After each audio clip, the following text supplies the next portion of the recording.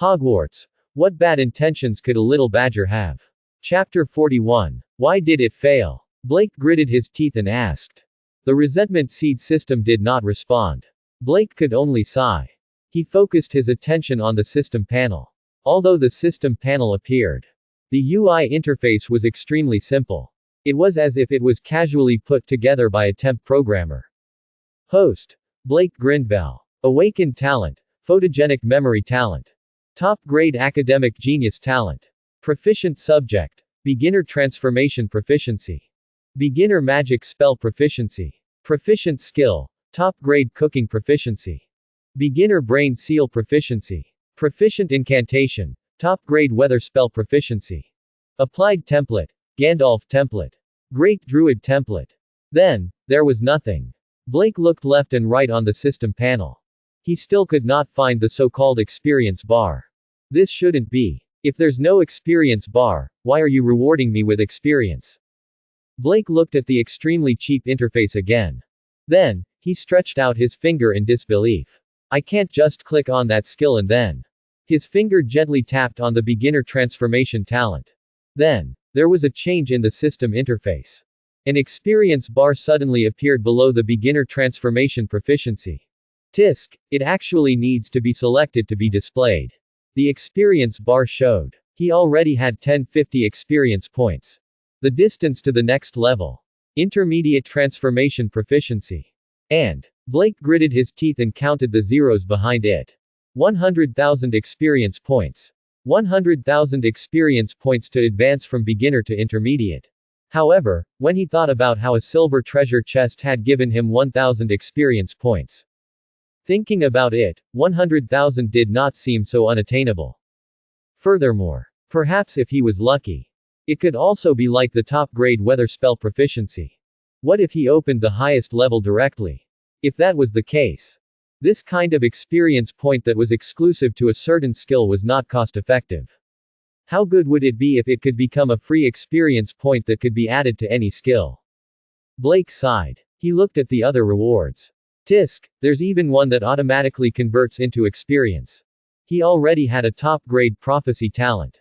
Therefore, the advanced prophecy talent reward was replaced with exclusive express. Did that mean that there might be repeated rewards in the future? Proficiency in other basic subjects was already an old reward. Currently, the rewards for mastering a few basic subjects were the most cost-effective. The 5,000 gold coins. For the current Blake. It was also very useful. Although Dumbledore was rich. However, the pocket money given to him was also limited. As for the money he earned in the past, these days, he had also gone to Gringotts to exchange for gold coins. But in the case of no income, it was easy to spend it all. It couldn't be helped. Blake wanted to raise many powerful magical animals. Many times, they had no choice but to burn money. Magical animals also needed to eat. Just buying meat to feed these guys would cost a lot of money. Fortunately, he didn't have any magical animals that could eat a lot. Therefore, the money he had saved up was enough for him to spend for a long time. However, the bronze treasure chest last time seemed to have yielded 50 gold coins. Now, a silver treasure chest could yield 5,000 gold coins. Perhaps it was still the same mechanism. Treasure chests of the same quality. The items that were opened might not necessarily be of the same quality. It should be this silver treasure chest that triggered a critical hit. Out of all the monetary rewards, the best one was given. Overall, these few silver treasure chests. Blake still felt that he had gained a lot. Especially the seed of the mutated devil's web. This was a good thing. He couldn't buy it even if he wanted to.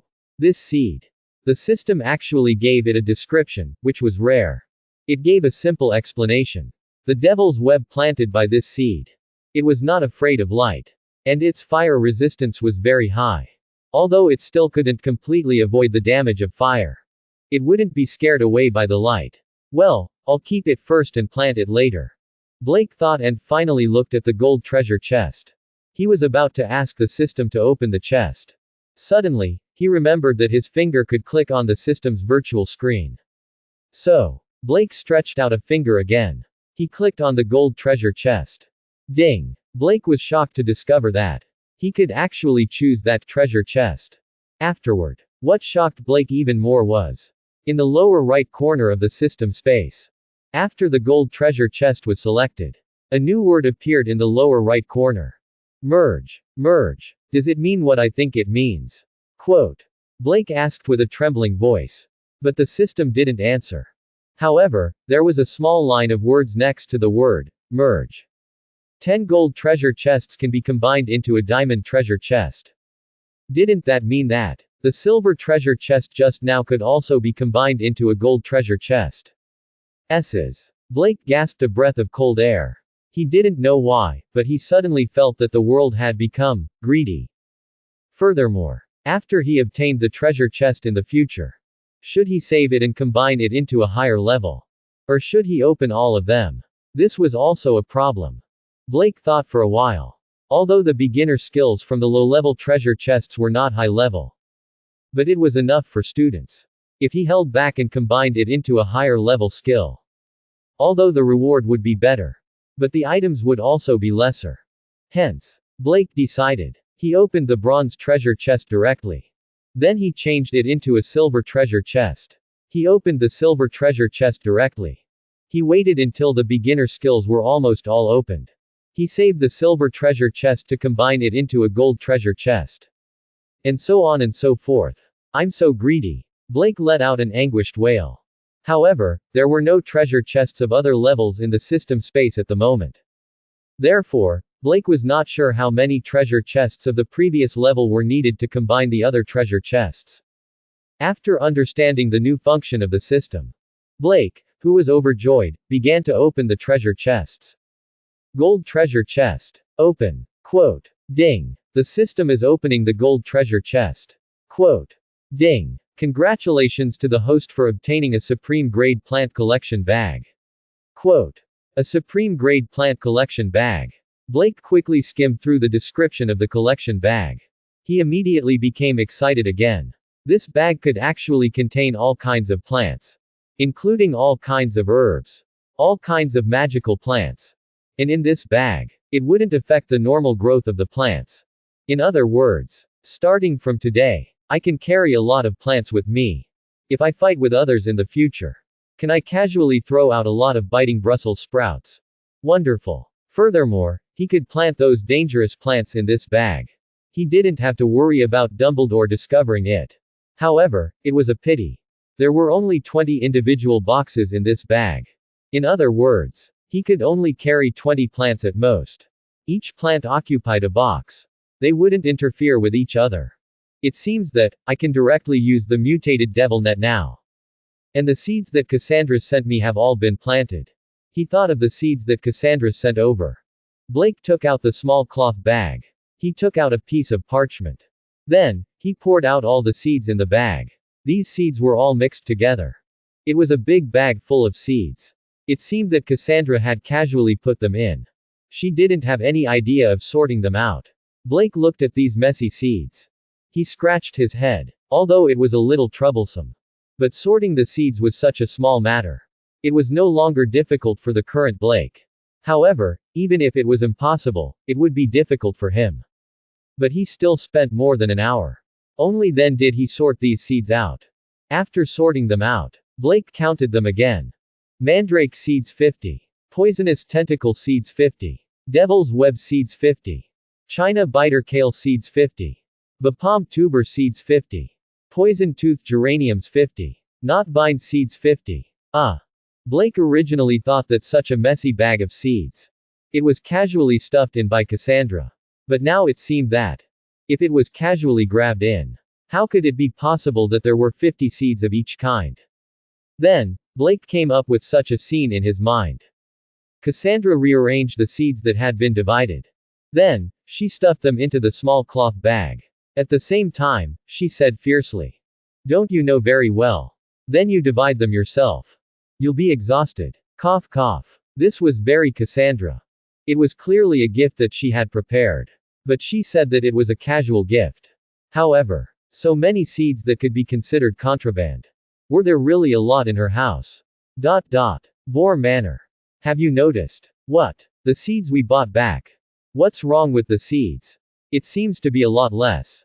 Is there? Didn't you count them when you bought them? Quote. There are so many seeds, and you want me to count them one by one. That's not what I meant. Outside the window, a small figure quietly slipped away. Early the next morning. Dabao. Catch. Quote. Blake ejected a gold dragon. Squeak. Sniff, who had just been named Dabao by Blake. He leapt up and agilely caught the gold coin. Then, it hurriedly stuffed the gold dragon into its small pocket. The little thing with shining eyes had no idea. It was put into the small pocket. It was just a transfiguration gold dragon. At the window. The eagle owl glanced at Dabao proudly. Then turned his head in disdain. Last night. Blake had already picked out a few magical plants overnight. He planted them into the plant collection bag. The rest of the seeds were stored in the system storage. The planting method for the collection bag was also very simple. Just plant the seeds in the flower pot. Then, he just put the flower pot into the collection bag. The collection bag was only the size of an ordinary satchel. But it could hold a total of 20 plants. And it was the kind that didn't matter how big or small each plant was. Even if Blake wanted to plant a whacking willow in it, it wouldn't be a problem. The products of the system were worthy of being called the best. Blake thought. He would enter Hogwarts in the future. He had to see the whacking willow. Then, he would see if the whacking willow had any seeds or something. Just as Blake was having fun teasing Dabao, there was a knock on the door. Blake opened the door. Dumbledore was standing outside the door. I have something to do now. Are you going to work again? Dumbledore's heart softened. But, this is very important. I still have to go and see it personally to be at ease. Blake actually didn't care if Dumbledore went to work. So, he asked casually. What is it? However, Dumbledore misunderstood her nonchalant look as disappointment. Sigh, I said I would take good care of this child. But I didn't have time to accompany him. I even took care of his food, clothing, and shelter. It was all the help of the house elves sent by that old guy Grindelwald. Thinking about it this way, Dumbledore couldn't help but feel guilty. I'm going to see someone. Who? Harry Potter. 4 Privet Drive. Dumbledore and Blake were sitting on a bench outside the house. Blake raised his right hand. He felt the illusory body spell that Dumbledore personally cast. This illusory body spell made him invisible too thoroughly. Even he couldn't see where his body was. Not to mention the passing muggles.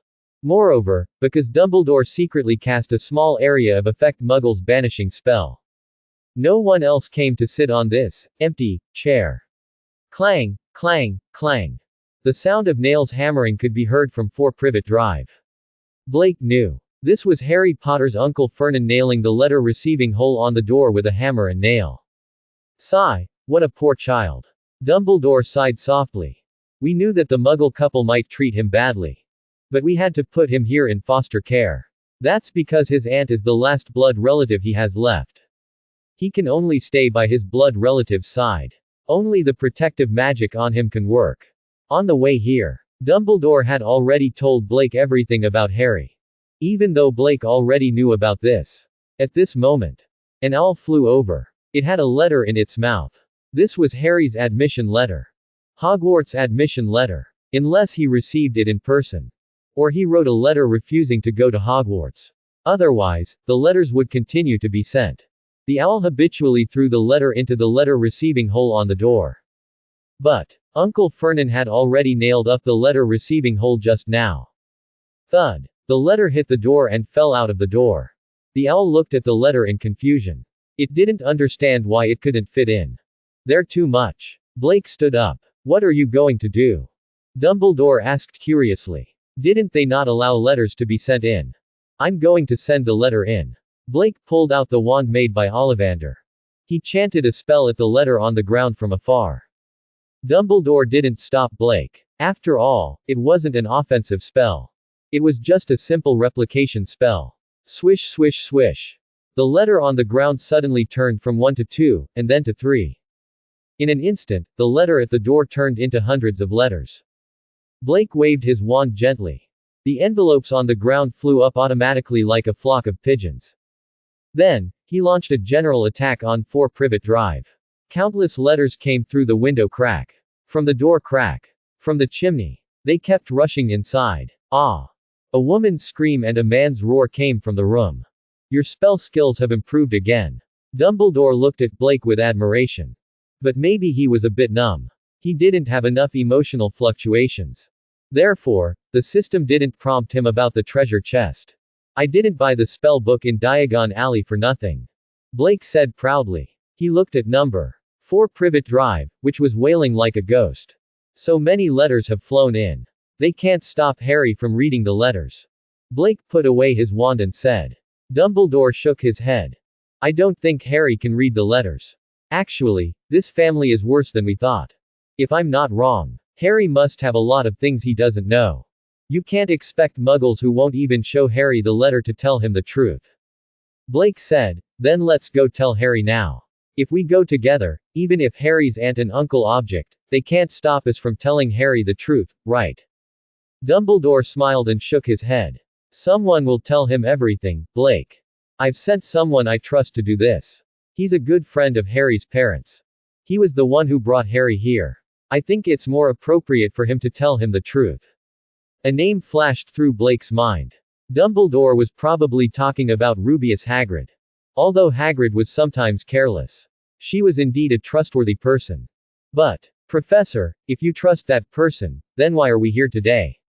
Ahem. Dumbledore smiled awkwardly. It's not that I don't trust him. It's just that I have something I want him to do. I need him to get something very important. So, I have to take a look secretly. Hearing this sentence, Blake's mind started to work again.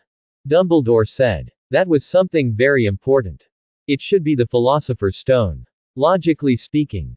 Dumbledore couldn't not know about Hagrid's careless personality. Although he didn't make any mistakes in the original work. But, there was a high chance that Hagrid would make a mistake. Why didn't Dumbledore go get the item himself? Even if he didn't go, he could have asked Professor McGonagall. Or Professor Flitwick. He could have waited for a more reliable professor to get it. Why did he have to ask Hagrid to go? At the very least. Dumbledore was like he said. He definitely trusted Hagrid. Then why was he secretly following them and spying on them? Who was he monitoring? Or, did Dumbledore deliberately ask Hagrid to get the Philosopher's Stone? That was the only way to make someone feel at ease. Then, he secretly observed from the side to see who had bad intentions. Dumbledore smiled and asked, you seem to have thought of a lot. I do have a lot of questions. Blake shrugged. You just need to know that it's not that I don't trust Hagrid. I followed Hagrid quietly to observe her. Watch Hagrid. Observe who will be particularly interested in Hagrid and the others tomorrow. I've always had a feeling that that person isn't dead. Sure enough. Blake's eyes flashed with a hint of realization. If that was the case, everything made sense. The Philosopher's Stone was a bait. Or a trap. At this time, there was only the half-dead Voldemort. He wanted the Philosopher's Stone the most. He needed the magic stone to revive. And at this time, Dumbledore should not know about the Soul Tool. He did not know that the current Voldemort could not be killed. So, his goal should be very clear. It was to use the magic stone. To lure out Voldemort who was not completely dead. And then kill him completely. Even if Voldemort was patient this time. He did not make a move. He would definitely plot against Dumbledore for the magic stone that he deliberately placed in Hogwarts. But, why did Dumbledore make such a game? To let the savior, Harry Potter, come and clear the level. Blake suddenly thought of the prophecy that led to the beginning of the tragedy. Between the boy born at the end of July and the Black Devil. Only one could live. In other words, one of them must be killed by the other. So, Blake thought of the original work. In the end, Harry relied on his own bloodline protection magic. He burned Professor Quirrell, who was possessed by Voldemort, alive. If Voldemort did not have a soul tool. If he had simply possessed Quirrell. Then he would definitely be burned to death with Quirrell. In that case, this result would perfectly conform to the prophecy. The boy born at the end of July killed the Black Devil. Unfortunately, Voldemort had a soul tool. The soul tool was indestructible. He was indestructible. So Quirrell was dead. He was not dead either. Dumbledore's plan fell through. Blake looked at Dumbledore in shock. If he wasn't dizzy and overthinking. Then Dumbledore's plan was really terrifying. He thought of this because he had a god's perspective. Dumbledore completely relied on himself. Even if he failed in the end. It was also not a fault of war. Dumbledore saw Blake's slightly shocked gaze. He couldn't help but smile bitterly. Did you guess something again? You want to lure out the guy who is not completely dead and then eliminate future troubles. Blake asked directly. You really guessed it? Dumbledore looked at Blake in shock. My plan hasn't even started yet. You are really. Dumbledore's eyes were filled with relief. Ding. Shock emotion detected. Quote. Ding. Congratulations to the host for obtaining a golden treasure chest. Quote. Hiss. Blake finally knew what was going on. His conjectures weren't because he thought too much. This was what Dumbledore thought. This time, he might have come out to confirm whether the enemy was still alive. If they were still alive, how did they survive? Where is he hiding? Only Dumbledore was hiding in the dark. Only then would he be able to observe everyone who was in contact with Hagrid. Blake remembered that Hagrid had just taken the Philosopher's Stone. Gringotts was invaded. It should have been around then. Dumbledore already knew that there was something wrong with Quirrell. Perhaps. When Quirrell broke into Gringotts. Dumbledore watched from the side.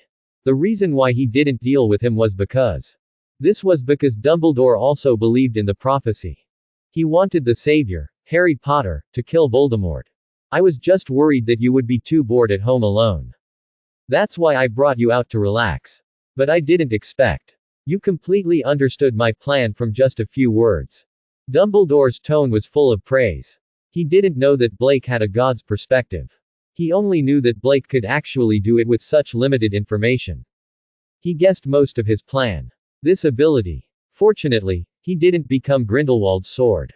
He had to find a way to keep him away from Grindelwald. I was just guessing, Blake said modestly. Don't be modest. Since you guessed it, why don't? Dumbledore's eyes flashed with a hint of light. You can also go with Hagrid to pick up Harry. Yes, Hagrid is the person I'm talking about, the person I trust very much. I'm going too. Blake pointed at himself. What can I do if I go? Dumbledore smiled. Observe. Blake suddenly understood. Dumbledore wanted him to observe in the light. Dumbledore continued to hide in the dark. With one in the light and one in the dark, he would naturally see more things. You can also take this opportunity to walk around Diagon Alley again. But you're not allowed to go to Overturn Alley again. Ahem, okay. Blake remembered that there were still some things he hadn't bought before. Therefore, he gladly agreed to Dumbledore's suggestion. Of course, buying things was just in passing. In fact, he also wanted to meet this legendary savior. This was a savior. How many treasure chests was this worth? Let's go, I'll take you to see Hagrid. Dumbledore glanced at the messy 4-Privet Drive. Then, he stood up. He took Blake and left Privet Drive with phantom teleportation. Hagrid hadn't actually left yet. After all, it was only morning. He planned to use this little time. Prepare a birthday cake for little Harry. Yes, and make some other preparations. After all, he still had to help Dumbledore do something very important. Knock knock. Someone knocked on the wooden door. Hagrid quickly put down the cup in her hand. He quickly walked to the door. He opened the door. Oh, Professor Dumbledore. Quote. Hagrid said somewhat guiltily. I'll be leaving soon. I just want to make a birthday cake for little Harry. Quote. I'm not here to rush you, Hagrid, Dumbledore said with a smile. Oh, then please come in. Hagrid stood aside. The door, which was originally tightly blocked, was opened. Dumbledore walked into Hagrid's cabin. Then Hagrid was surprised. Behind Dumbledore was a little guy. Blake looked up at Hagrid. He had read a book before and knew that Hagrid was a hybrid giant. However, this was the first time he had seen such a tall person in real life. Wow! Blake exclaimed in surprise. Of course, exclaiming at this moment was also in line with his character. As a Muggle-born child, of course, he had never seen such a giant. Ah, Professor Dumbledore, this is. Hagrid looked at the little girl in surprise. Could it be that Dumbledore brought Harry over himself? But it didn't look like it. It didn't mean that little Harry's eyes were like lilies. Were they green? This little guy's eyes were blue. He didn't look like Lily at all, but more like Professor Dumbledore. Hiss. I recently found him. He's a child of the Dumbledore family. Dumbledore said. Blake looked at Dumbledore in surprise. He didn't expect Dumbledore to say it so bluntly. It seemed that Dumbledore trusted Hagrid a lot. Because of some special reasons, he can't change his surname back to Dumbledore. So, Blake reached out his hand. My name is Blake Green. You can call me Blake. Quote. Blake. Oh, sorry, I thought it was another Blake. Quote. But that Blake is a bad guy. My name is Rubius Hagrid. You can call me Hagrid. Quote. Hagrid reached out and shook Blake's hand. Blake felt that his entire arm was in Hagrid's hand. No wonder she was a hybrid giant. Her hand was big. The Blake that Hagrid just mentioned should be Sirius Blake. No wonder Hagrid had such a big reaction to Blake. However, because after hearing that Blake was a member of the Dumbledore family, Hagrid was obviously much more enthusiastic about Blake. Hagrid invited everyone to sit down and brought a plate of rock crust. It was said that this thing could be used as a hammer. Only the teeth of the Hagrid hybrid giants could handle it. Professor Dumbledore, do you have anything else to say this time? Oh, no, I just want to ask you one more thing. What is it? Just say it. Quote. Well, I have some things to do these 2 days. Can you help me take care of this child? Actually, he was just brought back to the wizard world from the Muggle orphanage. There are a lot of things that he doesn't understand. Dumbledore said and glanced at Blake. Blake immediately understood. Yes, I just came from the Muggle world to the magic world. There are a lot of things that I don't understand. Quote. I wanted to ask, Grandpa, but he's too busy. Dumbledore heard Blake, who kept calling him Professor. Blake suddenly called him Grandpa. He almost spat out the tea he drank. Fortunately, he held it in. But, Blake was indeed a direct descendant of Dumbledore. Strictly speaking, it didn't matter if he called Dumbledore Grandpa or Father. There were no problems. Hagrid looked at Dumbledore in shock. He originally thought that Blake was just a branch of the Dumbledore family. But now, what a guy. 8 trigrams plus 1. Professor Dumbledore had a descendant outside. And he only found it recently. His clever little brain immediately understood why he couldn't let little Blake change his surname back to Dumbledore. If word got out, it would definitely damage Dumbledore's reputation. Even the reputation of Hogwarts would be damaged. This was something that absolutely could not be spread out. But, it was that serious. It was something that should be kept a secret. Professor Dumbledore actually told me. His trust in Dumbledore. Hagrid burst into tears. Don't worry. Professor Dumbledore. I'm going to pick up Harry anyway. Quote. I'll take good care of them. Furthermore, I will definitely not reveal his identity. Quote. You can trust me. Taking care of children. Taking care of one was the same as taking care of 2. Hagrid looked at Blake with a gentle gaze. Crunch. Blake was holding a piece of rock cake and putting it in his mouth to test it. After seeing Hagrid's gaze, he actually bit off a piece of cake. After Dumbledore heard Hagrid's words, he knew that he was thinking the wrong way. But, forget it. So be it. Gotcha. Gotcha. Quote. Blake bit into the hard rock crust. It was like eating a biscuit. Blake knew that his physical fitness was a little ridiculously strong. But, he didn't expect that even his teeth had been strengthened. This kind of hybrid giant liked rock crust. Not only could he bite it, he also felt that it was very enjoyable. At this moment, Dumbledore had already left. Hagrid asked Blake to wait in the house first. Then, they would set off together to pick up Harry. He looked at Hagrid's busy figure. Blake felt a little regretful. Hagrid looked so grateful just now. Because the object of her gratitude was Dumbledore. So he didn't drop the treasure chest. After Blake finished the rock crust in his hand, he stood up. He watched Hagrid make the cake. Then, Blake couldn't stand it anymore. What was this? This was clearly the scene of a dark cuisine. I think you should put honey first. Ah, you should put more water in it. If you put less water, it will be very dry later. Listen to me, you can't go wrong. Yes, that's right. Quote. After working for a few hours, Hagrid looked at the exquisite big cake in front of her in shock. I made this. Of course. This is what you made. Quote. As Blake spoke, he was working on the big cake. He squeezed out the cream and wrote it in exquisite cursive. Happy birthday, Harry. Oh, this is the first time I've made such a beautiful cake. Ding. Detected the emotion of surprise. Quote. Ding. Congratulations to the host for obtaining a silver treasure chest. Quote. Blake smiled and wiped his hands clean. It was very easy to earn treasure chests from Hagrid. Then, the two of them sat together and chatted. From delicacies to magical animals. From magical animals to magical plants. And then from magical plants to the Forbidden Forest. A day passed in the blink of an eye. Hagrid found that she really hit it off with this little guy. For example, everyone liked to cook delicacies. For example, everyone liked big, cute, ferocious animals. If Hagrid hadn't suddenly remembered that she still had a lot of things to do today.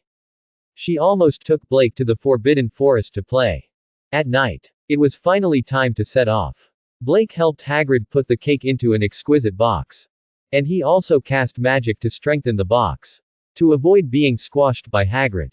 I'm allowed to use magic today. But, I still have to go like this. Quote. I'm not very good at phantom transference. Hagrid brought Blake to a fireplace. Blake didn't know that there was a fireplace in Hagrid's house that could use flow powder. This is a temporarily connected fireplace. It will be closed after today. Oh, you know how to use it. 4. Privet. Hagrid looked at number 4 Privet Drive, which was completely dark. She scratched her head in confusion. I don't think I'm in the wrong place. Blake had to pretend that he hadn't been to this place. So he didn't tell Hagrid that the Fernans had left. It seems that we have to wait. I'll write a letter to Professor McGonagall and ask her where Harry is now. Hogwarts always had a magical way to determine the location of the little wizards. For example, when Harry received his first admission letter. It was precisely in the cupboard of 4, Privet Drive. Maybe it won't be that troublesome. Blake saw Hagrid pull a lively owl out of his coat. She was going to write a letter. What do you have in mind? Well, just let the owl lead the way. They'll definitely know where Harry Potter is. Blake said. Hagrid shook her head. They can find Harry, but we can't catch up with the owl flying in the sky. And, I can't just use that motorcycle. Hagrid mumbled the last sentence. It was a little vague. Then, let the owl fly a little slower. Blake said. Let the owl fly a little slower.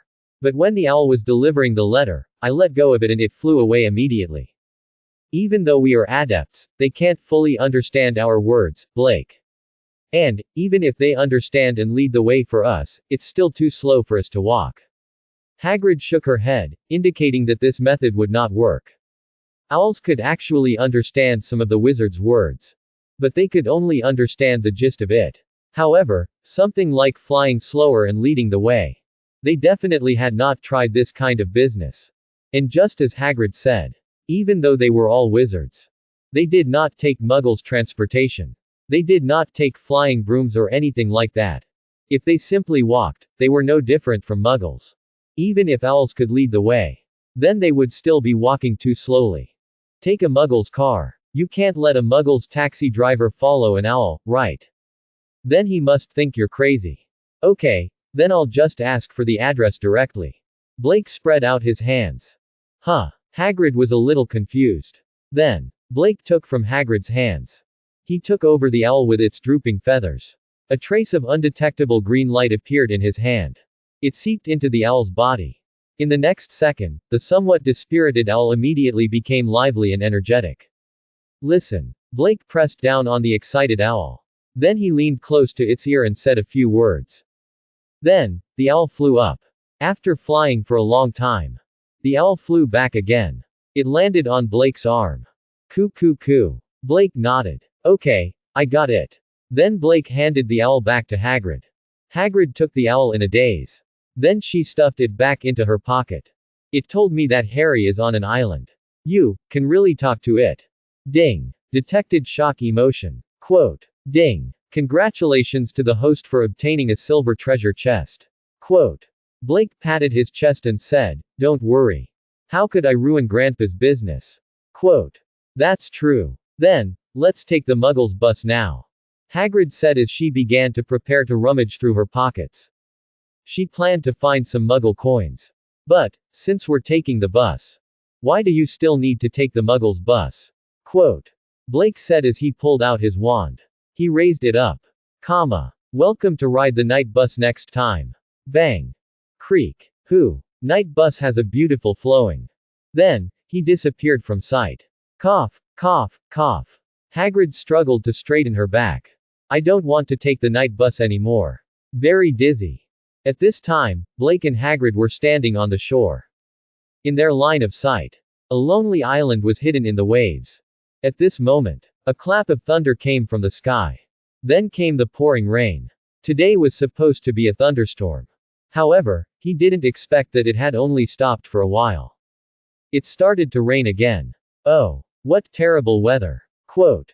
Hagrid opened her coat and pulled Blake inside to shield him from the rain. Is Harry on that island?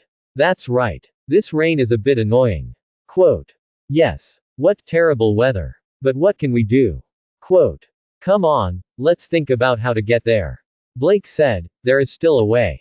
As he spoke, he raised his wand again. What are you doing? Hagrid asked in surprise. Crack. A bolt of lightning shot out from Blake's wand. It shot directly into the rain clouds in the sky. The next second, the thunder subsided and the rain clouds dissipated. It wasn't that Blake was very capable. This was just some of the basic functions of his superb weather incantation lens. If his weather incantation mastery wasn't superb, he definitely wouldn't be able to do this. But in Hagrid's eyes, Gorgon running wild. Ding. Extremely shocked emotion detected. Quote. Ding. Congratulations to the host for obtaining a gold treasure chest. Quote. Hagrid took a long time to recover from the shock. As expected of the Dumbledore family's child. Hagrid muttered. It's not that bad. I just have some skills. Blake said modestly. If you really have such skills, why don't you teach me? When the rain is about to drown my cabbage, I'll do it too. Forget it. After today, I can't use magic again. Why can't you use magic? Ahem, I think we should find a way to get there. Obviously, Hagrid didn't want to talk about how she was expelled. How are you going to get there? Blake asked. He remembered the original story. Hagrid flew there directly. So Blake was curious. He had such a big body. How could he fly there? I'm going to fly there, Hagrid said as expected. Wait for me here first. After I get Harry, we'll leave together. Blake asked curiously. Then why don't we go together? In fact, I can barely fly there by myself. If I bring another person, it's very dangerous. Hagrid said as she reached into her pocket for something. Blake felt that his pocket must be secretly enchanted. Otherwise, how could it be stuffed with so many things? Hagrid searched for a while before she pulled out a flying broom from her pocket. Blake thought of many possibilities. He didn't expect her to fly there with a broom. But, could this broom really carry his weight? This is a modified broom. It should be able to support me for a short glide. It can't grow any longer. That's why, I can't bring you with me. Squeak. Hagrid straddled the broom. The broom immediately groaned miserably. Ahem, it's okay. You go first. I can get there by myself. Quote. Blake said with a smile. Really? Don't try to be brave. It's safer for you to stay here and wait for me. Quote. Hagrid muttered. Then she gently stepped on the ground with her feet. Squeak, squeak. The broom made a sound that made one's teeth ache. Carrying Hagrid, Blake wobbled slightly and left the ground. Then he slowly flew toward the island. That speed was simply too horrible to watch. But, fortunately, overall, he was flying toward the island. Fortunately, the thunderstorm had been quelled by Blake. Or else, when Hagrid finally landed on the island, then she grabbed the broom. The tail of the broom was trembling. Hagrid glanced at it and stuffed it back into her pocket. Hagrid's eyes landed on the dilapidated house in the middle of the island. Flap flap. A large bird landed beside Hagrid. Hagrid was so shocked that she couldn't believe what she was seeing. From a bird, he turned back into Blake. Blake shook his shoulders. Then he saw Hagrid's shocked expression. Shock detected. Quote. And, congratulations to the host for obtaining a silver treasure chest. Quote. Are you an animagus? Hagrid asked, looking at Blake in shock.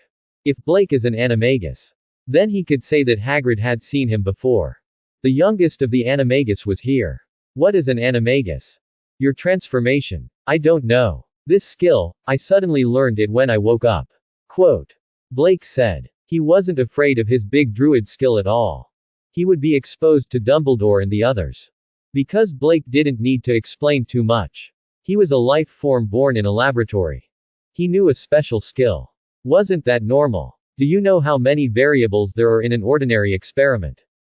Not to mention biological experiments. Knock, knock, knock.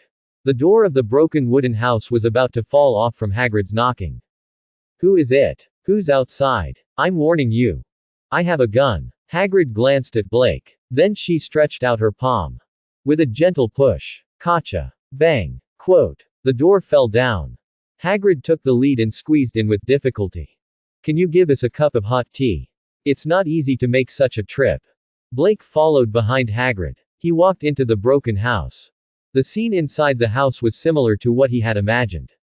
A short and fat middle-aged man with a beard was holding a rifle in his hand.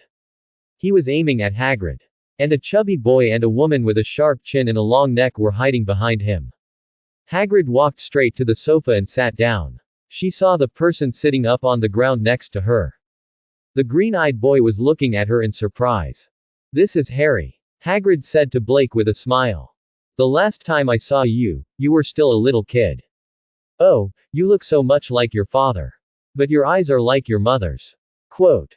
Then Hagrid glanced at Blake again. Blake's eyes were like Dumbledore's. Aunt Finnan shouted in a sharp voice, I want you to leave this place immediately. Sir. Quote. This is trespassing on private property. Oh, shut up, you big idiot.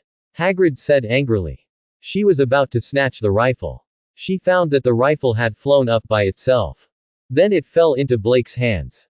Then, creak. Blake twisted it casually. The barrel of the gun turned into the shape of a twist. It was as if the gun was made of rubber. Ding. Detected 5 emotions of shock.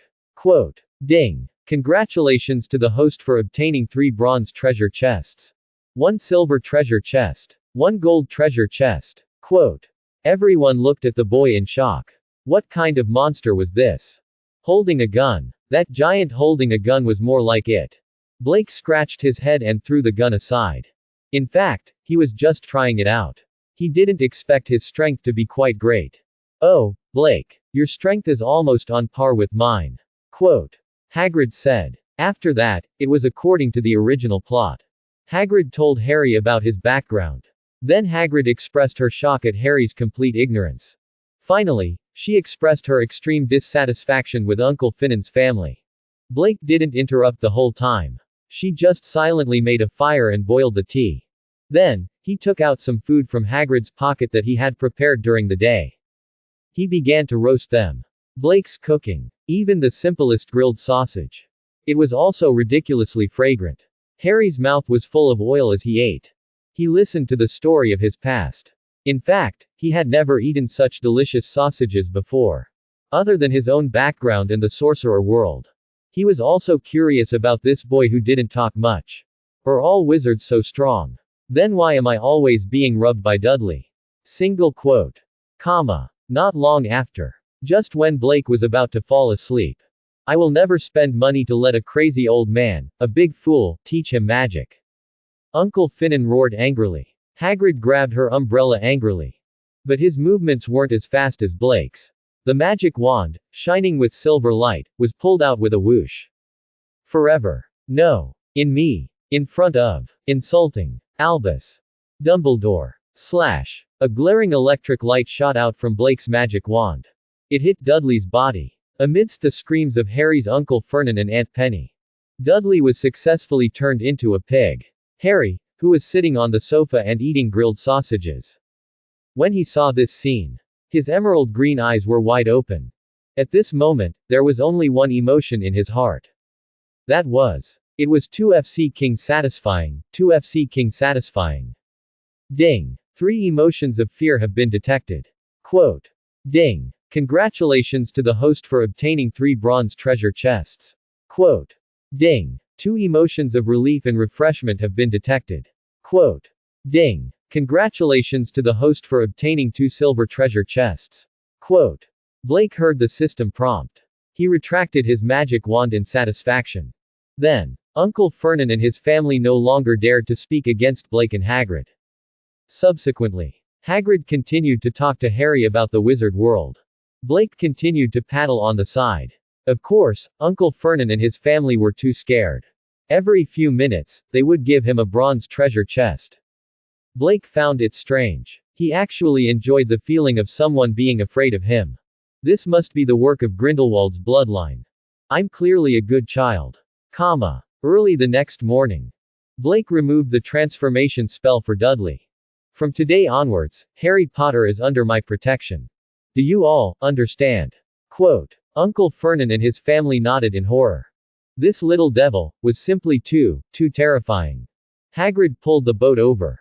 After receiving Harry, he couldn't use magic anymore. So he had to row back. Blake was the last to board the boat. Then he saw Harry's admiring eyes. Cough cough, don't look at me like that, Harry.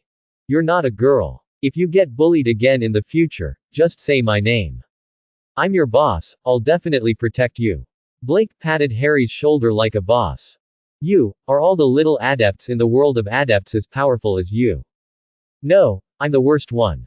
Hiss. Haha, don't listen to his nonsense, Harry. Other than him, who else in the world of adepts could be so powerful? Quote. Blake glanced unhappily at Hagrid, who had interrupted his looting of the treasure chest on Savior. After that, Blake and Harry became familiar with each other. Of course, Blake didn't come here just to meet Harry. He was going to be with Dumbledore. One was in the light while the other was in the dark. Observe those who approach Harry. Even though Blake knew who it was. But, he still had to put on a good show. Blake spent another day with Harry and the others in Diagon Alley. At the same time, Blake also saw the person who spoke with a lisp. Professor Quirrell, who often trembled and smelled of garlic, came back. Unfortunately, he did not meet Cassandra and the others.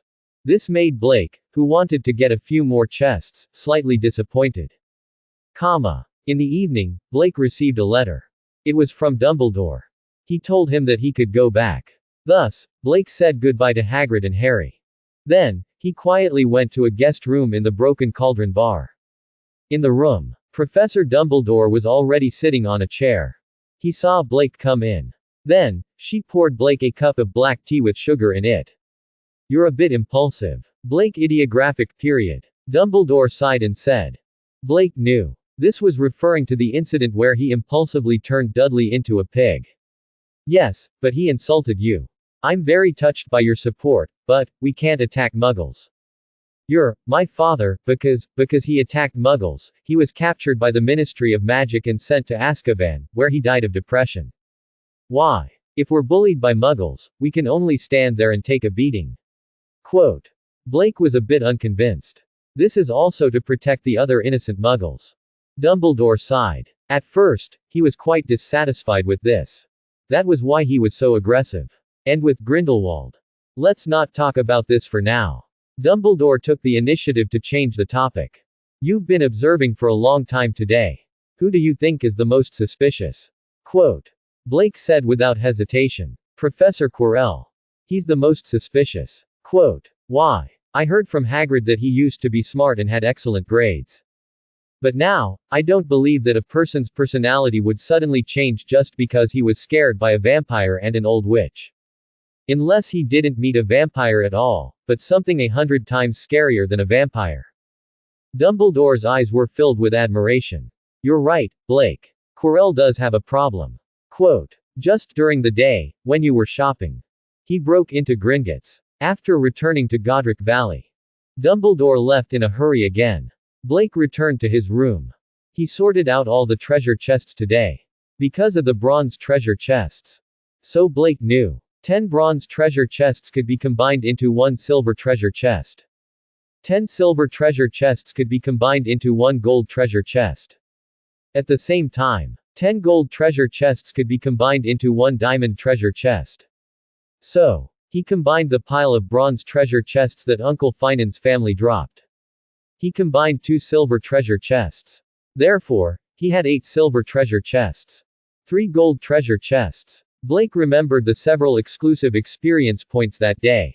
He saw that there were already 8 silver treasure chests. Therefore, Blake decided to hoard the silver treasure chests first. He would farm 2 more and then combine the gold ones to open them. As for the 3 gold treasure chests that he already had, Blake opened them on the spot. Ding! Congratulations to the host for obtaining a random magical animal egg. Quote. Ding! Congratulations to the host for obtaining a mutated beating willow seed. Quote. Ding! Congratulations to the host for obtaining a supreme grade proficiency in the guardian spell. Quote. Good stuff. Needless to say, the wailing willow and the mutated devil's web from the silver treasure chest were very strong. Not to mention the wailing willow from the gold treasure chest. As for this magical animal egg, the system's description was: the hatching was random. It could just be a dandelion. It could also be a phoenix. It could even be a legendary mythical beast. What he could get depended on luck. Blake hesitated and decided not to hatch it for the time being. He decided to look for Snape to farm it later. See if he could get some blessing potions or something. Then, he would make plans. As for the guardian charm, naturally, it was the treasure chest dropped by the savior. Summon the guardian charm. The tip of Blake's wand struck. An incomparably solid white phoenix soared into the sky. I have to see this thing.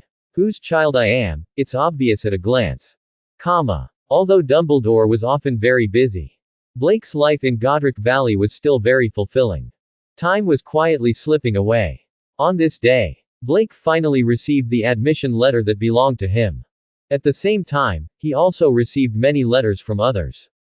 The enclosed letters were all birthday gifts for him. Dumbledore secretly told them his birthday.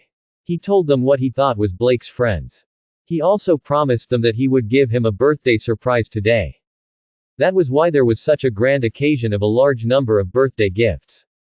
This is also the reason why I haven't told you when your birthday is. I hope you'll like the surprise, Blake. Quote. Dumbledore walked in with a birthday cake. It had to be said that although Blake thought that his heart was stable, he still couldn't help but be moved by this scene. While Baker was busy cutting the cake, Blake opened everyone's gifts. Hermione gave him a pen. Because he had once told Hermione that he wasn't used to using a quill. Cassandra gave him a seed. Blake actually couldn't recognize it. Cassandra's letter was also very simple. Do you want to ask me what kind of seed this is? My answer is, guess. Blake sucked in a breath of cold air. As expected of you, Cassandra. Quote. Lady Marian used the owl provided by Dumbledore. She sent him a handmade scarf. She had learned about the existence of the wizarding world from Dumbledore. That was how he found out about Blake. He was, in fact, a wizard. Penelope gave him a magic spell book. Very Ravenclaw. Mr. Ollivander sent him a new manuscript. Hannah, on the other hand, sent him a recipe that she had researched. The most ridiculous one was Hagrid. He actually sent Blake a huge bundle of unicorn tail hair. This was simply inhumane. But he still wrote a letter. Because they were in a hurry, they didn't prepare any gifts. So, he casually went to the Forbidden Forest to borrow some from his friends. When Blake accepted the gift, he was speechless. It took a lot of effort. Only then did he manage to control his expression. Harry could only send Blake a box of candy. He had bought it in Diagon Alley. He promised in the letter that he would make up for it with a gift. That day, until late at night, Dumbledore rested. When Blake returned to his room, Beck then mysteriously handed Blake a notebook. This is what the old master asked Baker to give you in private. Blake looked at the notebook in his hand. He couldn't help but scratch his head. After all, the blood of Grindelwald flowed in his body. Therefore, in the end, Blake accepted the gift. However, when he opened the notebook, a line of words suddenly appeared on the blank page. Hello. Blake ideographic period. This is the first time I'm talking to you. My name is Gadel Grindelwald. Quote. In the future, if you have any questions about things that are inconvenient for you to ask Dumbledore about, you can leave a message in this notebook. I'll be able to see it and reply to you right away. Also, keep this notebook well. Don't let Dumbledore see it. Quote. Blake's pupils suddenly shrank. Ha. The taxi door was closed. Blake was alone with a small suitcase. He appeared at the entrance of King's Cross Station. September 1st. This day had finally come. Platform 9 3/4. Blake remembered that it was behind a wall. He just needed to muster up the courage to rush forward. He could pass through that wall. Blake quickly found platform 9 3/4. Then, the corner of his mouth rose slightly. Hermione was alone between the two platforms at this time. She was anxiously walking back and forth. "Good day, Hermione. Long time no see." Blake readily greeted her. "Oh, Blake. Good day." Quote, "Are you looking for a way to get to platform 9 3/4? It's very simple, as long as." Quote, "Wait. Tell me later. I can definitely find platform 9 3/4 by myself."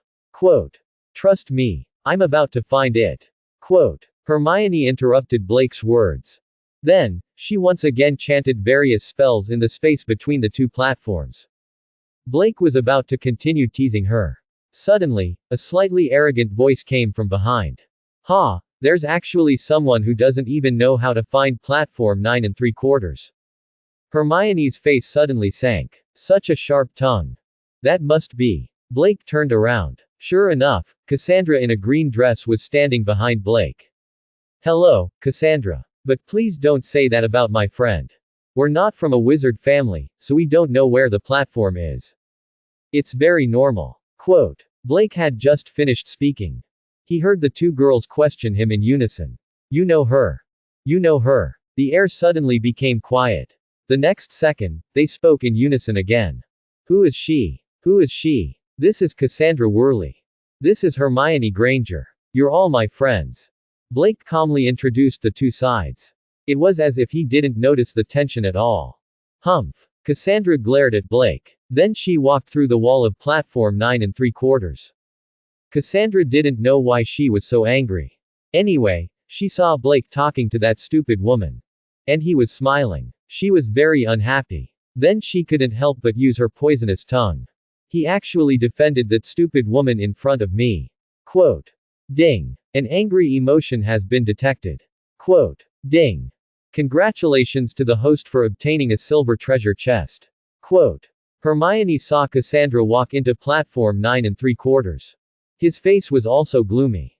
She had originally wanted to rely on herself to find the location of platform 9 3/4. But now, how can you be friends with such a person? She hurts people as soon as she opens her mouth. Hermione said indignantly. There's always diversity in people, Hermione. And you can't just take things at face value. Blake said calmly. Hermione gritted her teeth and looked at him. Humph. Stupid idiot. Quote. Ding. An angry emotion has been detected. Quote. Ding. Congratulations to the host for obtaining a silver treasure chest. Quote. It was as if he had passed through a layer of water film. Blake only felt that his eyes were dazzled. They appeared in a bustling place. A crimson steam train. It stopped quietly beside the platform crowded with passengers. The crowd was bustling. Cats of various colors walked under people's feet. The buzz of people talking and the shrill hooting of owls mixed together. It was very lively. Blake glanced around. He found that he didn't see the green dress anymore. Let's go. Blake carried his suitcase and walked in the direction of the train. On the way, he saw a little boy with a round face. Grandma, I lost Toad again. A stern-looking old lady sighed. Sigh, Neville, you've got such a bad memory. A boy with dreadlocks was surrounded by people. He was holding a box in his hand. In the box, there was a ferocious spider leg. The children around him were so scared that they screamed. When he came to the door, Blake turned around. He saw Hermione struggling to carry her suitcase. She wanted to carry it onto the train. But the box seemed to be filled with books. It was very heavy. It was easy to push. It was difficult to lift it. Hermione used all her strength. Couldn't lift it even a little. She regretted letting her parents go back so early. Blake turned around and grabbed Hermione's suitcase. Then, he boarded the train. Hermione looked at Blake in shock. Such a heavy box. He was so relaxed that it was as if he was carrying an empty box. With one hand. Ding. Shock emotion detected. Quote. Ding. Congratulations to the host for obtaining a silver treasure chest. Quote. After Hermione came back to her senses, she quickly followed him. She just saw Blake lifting the suitcase with one hand. He stuffed it into the luggage rack. Why are you so strong? Hermione asked in surprise. I was born with great strength, Blake said vaguely. The luggage was put away. The next thing was to find a carriage to sit in. But they were too late. Most of the carriages were already full. When he walked to a carriage at the back of the train, Blake saw a green silhouette inside. In the big carriage, only Cassandra was there. Blake opened the door. He asked with a smile, "Is there anyone else here?" Cassandra looked up. She saw Blake and Hermione behind him. "Yes. It's full. They'll be back soon." Cassandra said resolutely. Blake shrugged and was about to close the door. He and Hermione would find another carriage. However, just as Blake closed the door. "Wait." Cassandra glanced at Hermione behind Blake again. Then she said, "Come in. There's no one else in my carriage." Blake asked in confusion. "Didn't you just say there was no one?" "You heard wrong," Cassandra said fiercely. She didn't want to see Hermione. But she didn't know why. She thought that after she rejected them, Blake and Hermione would find a new empty carriage. Then the two of them stayed in the same carriage. She was even angrier. She might as well stay in this carriage. Blake didn't care about Cassandra's change in mood. He picked up his suitcase and entered the carriage. Hermione didn't want to come in. Stay in the same carriage as Cassandra. She would rather stand all the way to Hogwarts. But Blake actually went in. Just like Cassandra. Hermione didn't want to see Blake alone with Cassandra. So she walked in directly. Cassandra tilted her head as if she didn't see her. Blake sat down. Then he put the suitcase on the table. "Do you want a Coke?" Blake smiled and took out a large can of Coke from the suitcase. "No, that's not good for my teeth." Hermione shook her head. Cassandra glanced at her two front teeth. She let out a chuckle. Hermione immediately glared at her. "It's okay, I have other things here." As he spoke, Blake took out various drinks and snacks from the suitcase. There were drinks from the Muggle world and also from the Wizard world. There were all kinds of flavors. "How can you fit so many things in your suitcase?" Hermione looked at Blake's suitcase. She asked in surprise. "So many things. How could such a small suitcase fit all of them? Haven't you heard of the traceless stretch spell?" Tisk tisk. Cassandra continued to use her poisonous tongue to accurately hit her enemy. Hermione looked at Cassandra angrily again. If she hadn't just come into contact with the wizard world, she wouldn't lose to this bad woman in knowledge. Toot, toot, toot. At this moment, the train's whistle sounded urgently. This meant that the train was about to leave. The parents on the train quickly got off. The little wizards who hadn't gotten on the train yet were herded onto the train by their parents. Many little wizards stuck half of their bodies out of the window. They waved goodbye to their families. Blake watched this scene quietly. Hermione saw the look in Blake's eyes. She thought he was sad because he didn't have any family to send him off. She didn't know that Blake had been adopted by Dumbledore. "I want to ask you a question about transfiguration." Hermione asked Blake thoughtfully. She wanted him to stop thinking about his family. Cassandra saw this. He also said, "I also want to ask you a question. The seed I gave you before, do you know what kind of seed it is?" "I haven't found out what kind of seed it is." Blake shook his head. "But I've already planted it, and it's starting to sprout now.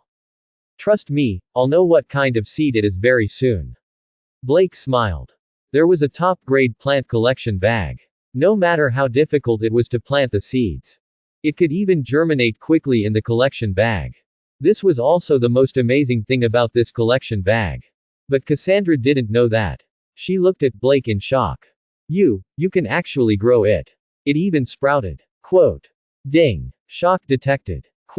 Ding. Congratulations to the host for obtaining a silver treasure chest. Hermione glanced at Cassandra with a strange look in her eyes. Wasn't it just a seed? What's so strange about growing it? In fact, Hermione didn't know. Cassandra was actually teasing Blake on purpose. In fact, even her parents didn't know what kind of seed it was. They only knew that it was a rare seed given by a friend. They wanted to plant it, but they couldn't. It was like a small stone. Then her parents gave up. Then Cassandra knew that Blake liked strange seeds. So she picked it up. She washed it clean and sent it to Blake. But now, Blake actually told her. He managed to grow that thing. Blake also reacted. "Don't tell me you sent me a bad seed that can't be grown at all." Daisy, no. At least now it proves that it's not a bad seed. Cassandra said guiltily. Blake secretly gritted his teeth. What did she mean by now? The top-grade plant collection bag rewarded by the system. As long as it was a seed, it could be grown. The bad ones could also be nurtured back. No wonder it had the support of the collection bag before. It took so long for it to germinate. So it was you who did it. Tisk, naughty. Cassandra's face turned slightly red. Then don't go over. However, Cassandra had sent him so many rare seeds. This was a little trick. Blake didn't take it to heart at all. Then, can I see the seedling of that plant? After a while, Cassandra asked again. Cassandra also liked herbology. After knowing that the seed that even her parents couldn't grow sprouted. She didn't care about being angry. She really wanted to see the seedling. Of course. Blake reached into the suitcase again and fiddled with it. Then he took out a small flower pot. He placed it on the table in the carriage. In the middle of the flower pot, a fiery red seedling was quietly stretching its branches. Ah, it's grown a lot. Blake looked at the unknown plant with satisfaction. After all, other than nurturing it in the collection bag. Normally, he would use his power as a great druid to activate it. Cassandra looked at Blake in surprise. Blake, how can you carry plants with you? She had thought that Blake would take out a photo for her. Or rather, he would invite her to see that plant in the future. She didn't expect him to carry it with him. How could plants grow in a bag? Cassandra's mind was full of big question marks. Could it be that this plant could only sprout when it couldn't see light? But she had tried to grow it in a dark room before. Didn't it not succeed? It's beautiful. Cassandra looked at the seedling and muttered to herself. While Cassandra was admiring the plant, Blake turned to Hermione.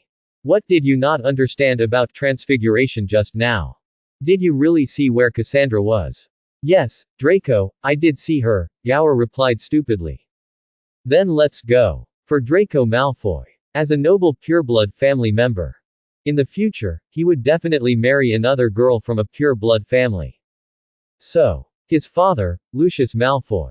He had been telling him all the time that he should try to get close to Cassandra Worrell. Compared to Pansy Parkinson, who was not good-looking.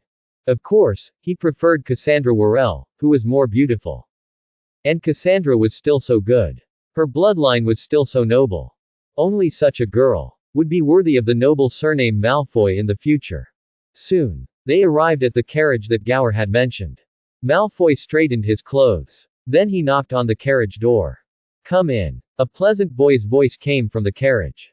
Malfoy's smiling face suddenly froze. He glanced at Gower. Didn't you say Cassandra was alone? Why is there a boy's voice? Quote. Gower shook his head. He expressed that he had no idea what was going on. Malfoy opened the carriage door. Then, he saw Blake. Cassandra and Hermione were sitting on either side of him. He seemed to be looking at something intently. Then Malfoy's jealousy flared up. Everything was afraid of comparison. Although Cassandra had been arrogant before, she still had her pride. Cold and aloof. But Malfoy felt that this was the elegance of a pureblood family. But now, there was no longer any coldness and arrogance on Cassandra's face. And what's with that look of surprise and admiration? Malfoy suddenly felt that she was an unattainable ice goddess. It collapsed with a loud crash. Ding. Extreme jealousy detected. Quote. Ding. Congratulations to the host for obtaining a gold treasure chest. Quote. Blake was demonstrating the use of advanced shapeshifting to Hermione and Cassandra. She had only said it for Hermione. But Cassandra heard it. It was as if he was afraid that Hermione would learn it first. He immediately put the plant aside. He also came over to listen to Blake. Then, Malfoy, who came in, saw it. Blake raised his head. He wanted to see who was so generous to give him a treasure chest. Then, he saw the classic trio in front of him. He immediately recognized who these three were. His face was pale, and he had a head of shiny blonde hair. It was Draco Malfoy. As for the people standing next to him, of course, it was his two big, stupid followers. Vincent Crabbe and Gregory Gower were here. At this moment, he looked at Cassandra with eyes full of disbelief. Malfoy. Cassandra raised her beautiful eyebrows slightly. Why are you here? Malfoy wanted to flip out. But he thought of his father's repeated orders. So, he barely suppressed the jealousy in his heart. Miss Worley, I want to invite you to our carriage. I think you should make friends with wizards from pureblood families like us.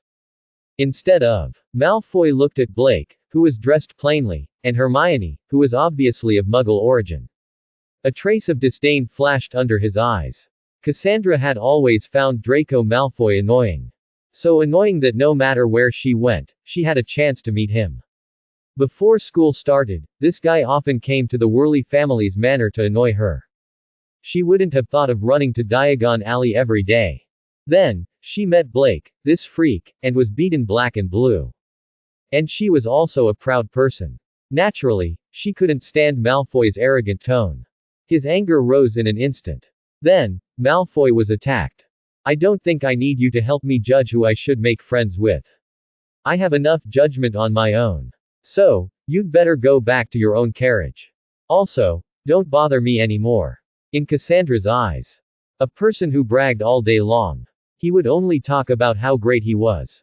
But in fact, he was a good-for-nothing guy. What right did he have to criticize her for making friends? Even if Blake, whose talent ability suppressed her in all aspects, she wouldn't care so much. It was still the same sentence. Everything was afraid of comparison. As powerful as his talent ability. But compared to the humble Blake. Blake was more like the noble pure-blooded family member she had imagined him to be. Powerful and elegant, never boastful. Hearing Cassandra's words, Malfoy only felt that his personality had been insulted. If Cassandra was still as arrogant and cold as before, then he could still tolerate it. She was obviously only arrogant and cold to him. Why? Why could that guy be looked at by Cassandra like that? How could he, who had always been arrogant, endure this? You. Stand up. Malfoy pointed at Blake. Ding. Extreme jealousy and hatred have been detected. Quote. Ding. Congratulations to the host for obtaining a gold treasure chest. Quote. Hey, you want me to get up? Blake leaned back. His hands were open on the back of the chair. Of course, this action was usually fine. At most, he would be a little arrogant. But now, there were two girls sitting on his left and right. This scene was as if he was going to hug them on his left and right. Forget about Hermione. Cassandra was sitting on his right. What broke Malfoy's heart the most was. Cassandra just frowned. She didn't resist. She actually. No. Rejected. Crack. Malfoy felt his heart break. Ding. Extreme anger and jealousy have been detected. Quote. Ding. Congratulations to the host for obtaining a gold treasure chest. Quote. Blake heard the system beep. His eyes were about to disappear from his smile. Young Master Malfoy was so generous. How many gold chests were there? However, Blake's smile. In Malfoy's eyes. What was the difference between this and extreme provocation? Get up. I want Cassandra to know what kind of friends she has. Blake still maintained this posture. His tone was full of indifference. Hee, if I get up just because you tell me to, wouldn't I lose face?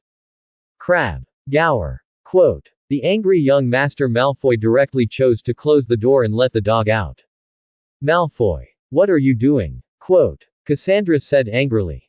This guy actually wanted to make a move in her carriage. Was there any elegance as a pure-blood family? Strictly speaking. This was her most advanced carriage. This was her territory for the time being. So Blake belonged. Was Malfoy going to hit her friend and guest on her turf? How could Cassandra hold back? Whoosh. She's. Although she pulled out her wand very quickly. But Blake's movements were even faster. By the time Cassandra pulled out her wand, Blake already had one in each hand. He pressed Crabbe's and Gower's heads on the table. Just how strong is Blake? Hermione knew. She could see the indentations on the table. And Gower and Crabbe, who were rolling their eyes. She knew that the two of them would be seriously injured even if they didn't die. Blake was in big trouble. You. Malfoy was also shocked by Blake. This guy didn't use any magic. Just like that, he pinned down his two tall and strong lackeys. How could he be so strong? He looked at the two underlings' eyes rolling up. And the blood that slowly flowed out. Malfoy was scared out of his wits. You killed them. You'll be thrown into Azkaban. Quote. Cassandra also looked at Blake in shock. She didn't expect Blake to be so heavy-handed. After Blake heard the prompt of 3 gold treasure chests in his mind. Then, He grabbed the two fellows. Don't accuse me, look carefully. They're not hurt at all. How could I be thrown into Azkaban? Malfoy looked at Gower and Crabbe in shock. He saw that their foreheads were covered in blood just now. Now they were clean and bright. They were not hurt at all. Even the blood was gone. Gower even scratched his butt in confusion. The dent on the table also disappeared. It was as if everything that happened just now was just an illusion. But why did he still remember that it hurt so much? What's going on? Malfoy rubbed his eyes in horror. What magic did you cast on me? Cast magic on you? No. Then Gower and Crabbe were pressed there by Blake again. Their faces were covered in blood again. But when Malfoy wanted to curse again, Blake pulled the two of them up again. The wounds on Crabbe's and Gower's foreheads. And the wounds on the table magically disappeared again. What's going on? Ding. Detected an emotion of panic and confusion. Quote. Ding. Congratulations to the host for obtaining a silver treasure chest. Quote. Malfoy once again gave Blake a treasure chest. As for Gower and Crabbe, these two guys didn't even stay awake for more than 30 seconds. This was because Blake had repeatedly pressed their heads against the table just like that. Then they recovered again. They were stunned. How could they still have any emotions to explode? Ding. The target's treasure chest drop today has reached the upper limit. Quote. Ding. The target will not drop a treasure chest today. Quote. Blake heard that Malfoy's treasure chest had reached the upper limit. Only then did he leave poor Crabbe and Gower on the ground. At this time, the injuries on their foreheads and concussions disappeared again. But, although the injuries disappeared, however, the pain they had just experienced was still etched in their hearts. When Blake didn't hit them again, after their minds gradually returned, they looked at Blake as if they had seen a demon. Ding. Two extremely frightened emotions have been detected. Quote. Ding. Congratulations to the host for obtaining 2 bronze treasure chests. Quote. Hiss, why are these two so weak? 2 bronze treasure chests dropped from extreme panic. Blake finally stood up. He approached Malfoy step by step. Because the scene just now was too horrifying. It made Malfoy's liver and guts break. How could he remember the little bit of jealousy in his heart just now? It was too demonic. If it weren't for the trace of blood on Blake's hand, he would have thought that what happened just now was just an illusion. So when he saw Blake approaching, Malfoy also retreated step by step until he leaned against the door. There was no way out. Do you want to know why? Blake said softly after getting close to Malfoy. I. Malfoy nodded. Then he quickly shook his head. You, don't hurt me. My father is the school director. If you hurt me, I promise you will be expelled. Blake smiled. Oh, is that so? Then, what reason are you going to use to expel me? Quote. Because I hit you. But you don't have any injuries on your bodies. You don't have any evidence to prove that I hit you. Malfoy panicked. Rhodes stuttered. Blake gently raised his hand. The trace of blood on the back of the handle was gently wiped on his collar. So, don't mess with me. Otherwise, I'll beat you up hard, heal you after I beat you up, and beat you again after I heal you. I promise, I'll control my strength well. Under my healing spell, those external wounds of yours. I promise. You won't even find a trace after that. Malfoy was scared silly. This person was too scary. He had seen what happened to Gower and Crabbe just now. Beat them up and then heal them. Heal them and then beat them up. It was too FC King demonic. And Blake seemed to be born with indifference. A murderous expression. The pressure was too great. Malfoy finally couldn't withstand the pressure. He ran out of the carriage like crazy. Crabbe and Gower were lying on the ground. They also quickly followed Malfoy out of the carriage. Blake waved his hand behind them. Goodbye. You're welcome to come again next time. Quote. Then Blake closed the door. When he turned around, he saw 2 different gazes. Can you really heal them immediately after injuring them? Cassandra asked. Of course. I haven't been idle at home these days. During the time I was at home. After all, he had studied the incantations for healing wounds. In the future, he would raise large animals and all kinds of dangerous plants. Injuries were unavoidable, so healing spells were essential. And the great druid's talent seemed to be a great bonus to healing spells. Therefore, The speed at which he learned the healing incantation was extremely fast. From the beginning, he had to chant the spell, heal as before. Later on, he could cast spells without a spell or a staff. And the effect was getting better and better. He actually succeeded in just half a month. This spell was actually used by him. He did not rely on the system. From basic mastery to intermediate mastery. This was the first spell that he had mastered by himself. Cassandra was speechless. This guy had only practiced incantations at home for less than a month. To train the healing curse to such an extent. By Xion's healing effect. None of them were as good as his incantations, alright. And Cassandra's focus. It was different. Hermione was worried that Blake would be fired. Did you hear that? His father is a school board member. Quote. What should we do? You will be fired. Cassandra shook her head. It was rare that he didn't have a poisonous tongue. No. Malfoy might take revenge on others and fire them. But he won't. Quote. What a joke. She heard a piece of news from her father. Dumbledore had adopted a boy. Cassandra thought of Diagon Alley. Dumbledore's concern for Blake. Was there a need to guess who Dumbledore adopted? So, Dumbledore is here. Even if there was concrete evidence. It proved that Blake hit someone. It was not so easy for Lucius Malfoy to touch him. What's more, Malfoy and the others had no evidence at all. You said that mind extraction read memories. Sorry. He was the best master of mind extraction. It was Dumbledore himself. Would he fire Blake? You must still be dreaming. Hermione did not know this. She was still worried. Cassandra suddenly laughed. Because she thought of another way to attack her enemy. Don't you know? 0. Dumbledore's relationship with him. Didn't he tell you? Hermione looked at Blake with a dangerous gaze. What do you mean? That's right. Even that bad woman knows about it. Only I don't know. Only you didn't tell me. I was so worried about you. Stupid fool. Ding. Anger detected. Quote. Ding. Congratulations to the host for obtaining a silver treasure chest. Quote. Blake glanced at Cassandra. Ha, naughty. But, do you think I can't do anything? Blake looked at Cassandra with a surprised expression. You know. But how did you know? I don't remember telling you. Now that you know, then please keep it a secret. Although Professor Dumbledore has adopted me. But he intends to keep it a secret. Hermione looked at Blake in shock. You were adopted by Professor Dumbledore.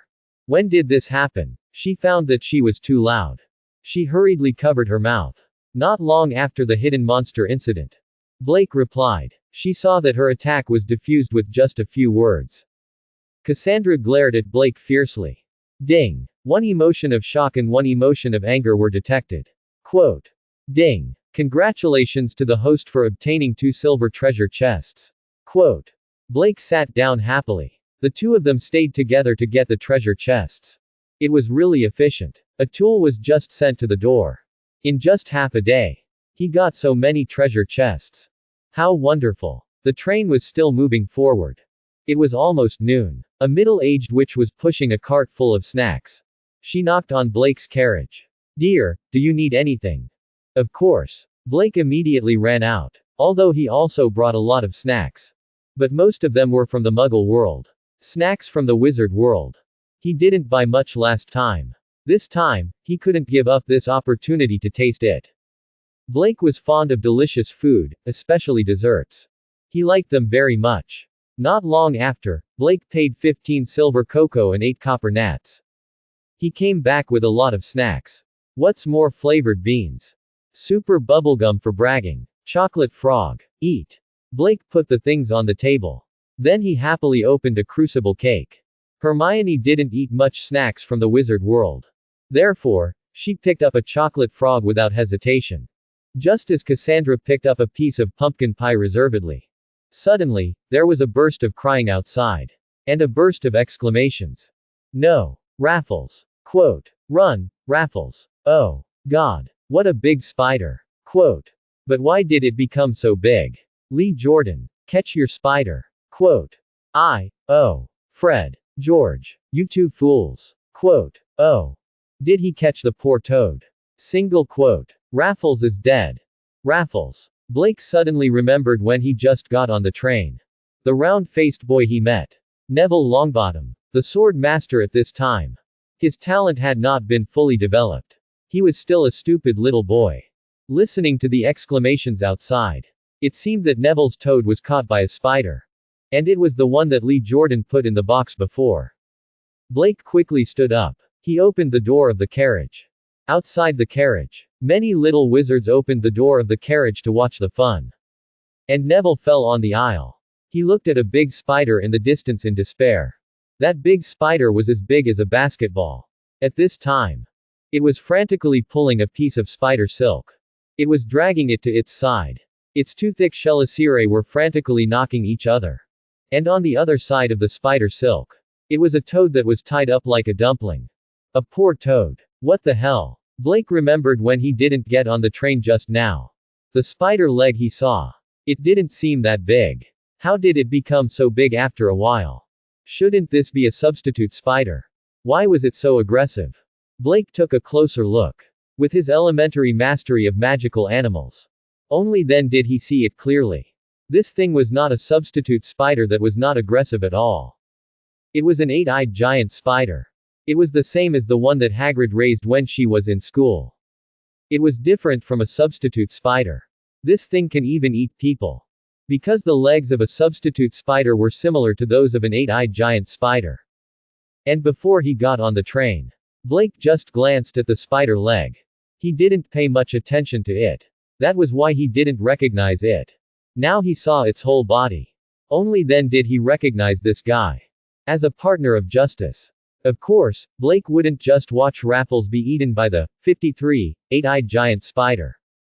Hence, Blake rushed forward. He pulled out his mithril wand. Hey, curses don't seem to work on it. Quote, be careful. It's very fast. Quote, the young sorcerers reminded him one after another. The giant 8-eyed spider was immune to a portion of the curse attacks. As for the curses released by these little sorcerers, the power was too weak. The attack landed on the 8-eyed giant spider. It was like scratching an itch for him. At this moment, Blake rushed forward. Suddenly, he jumped up. He raised his wand high. Everyone saw how powerful Blake was. Therefore, almost everyone thought that he was going to cast a powerful curse. However, he only heard clang. A metallic sound rang out. The 8-eyed spider immediately stopped moving. All 8 of its eyes stared at Blake for a second. Then, all of them turned white. With a plop, he fell to the ground. There was complete silence in the carriage. No one had expected this. Blake was actually using his own wand. The 8-eyed giant spider was knocked down by a blow from the stick. Blake put away his wand. Then he realized that the surroundings were silent. He shrugged and pointed at the giant 8-eyed spider. Stunned to the end, the physical version. The silent carriage immediately became lively. The wand can be used like this. Yeah, I've studied magic for so many years, I didn't know that the wand could be used to smash things. Didn't you notice? His wand seems to be made of metal. Quote. Hiss. It's true. Quote. No wonder it's so accurate. Did you notice? He's so handsome. Quote. Yeah, this junior is indeed very good looking. Quote. He's my cup of tea. Wow, look at his eyes. They're as blue as Professor Dumbledore's. These words made the two girls behind Blake grit their teeth. Blake smiled and picked up the giant 8-eyed spider. He was happy, of course, not because of everyone's praise, but because, at this moment, the system's prompt sounded continuously. Ding. Detected shock. Ding. Congratulations to the host for obtaining a bronze treasure chest. Quote. Ding. Congratulations to the host for obtaining a silver treasure chest. Quote. A lot of treasure chests were crazily entering his account. This wave could be considered a real harvest. Although there were more bronze treasure chests. But after unlocking the merging function, no matter what quality the treasure chest was, Blake didn't refuse any of them. Cough, cough. Blake coughed softly twice. Then he asked loudly, whose spider is this? Lee Jordan scratched his head and walked over. This is mine. It's all Fred's fault. He used a swelling spell, and this spider went out of control. Lee Jordan was also scared of such a thing happening. Be reasonable. If this spider only ate a toad, it would be fine. At most, he would compensate him with a pet. But if it hurt someone, he would most likely be expelled. Senior, where did you get this spider? Lee Jordan answered honestly. Before my summer vacation. I caught it near the Forbidden Forest. Then I used it to scare people. I didn't expect. Blake immediately understood. He must be one of Aragog's great-grandsons of God knows how many generations. The young eight-eyed giant spider didn't have much fighting power. But it also had a strong toxicity. He really didn't know if Lee Jordan was lucky or unlucky. But the target of this thing's attack wasn't Raffles. It was some little wizard. Then, do you still want this spider? No, no. Lee Jordan waved his hand. Then leave it to me. I know Hagrid. He can deal with this kind of creature. Blake replied, patting his chest. Really? That's great. Quote. Lee Jordan said happily. Ding. Detected gratitude. Quote. Ding. Reward. 1 silver chest. Quote. This spider was a hot potato right now. Now someone said he could help him deal with it. Of course, he completely agreed. Hello. My name is Lee Jordan. What's your name? Quote. My name is Blake Green. You can call me Blake. Quote. Black. Ahem. Hello. Blake ideographic period. If you need help in the future, just call me. Quote. Lee Jordan said his goodbyes and left. Looking in his direction. He should be looking for a fight with the Weasley twins. Thank you. Neville hugged Raffles, who was still rolling his eyes because of the spider web. He looked at Blake with tears of gratitude. You're welcome. I'm Blake Green. Quote. Hello, my name is Neville Longbottom. Let's meet again in the future. Blake said and gently tapped Raffles's body. Then Raffles' silk was immediately loosened. Only now did Raffles croak. Only then did Neville realize. If Blake hadn't unraveled the spider web in time.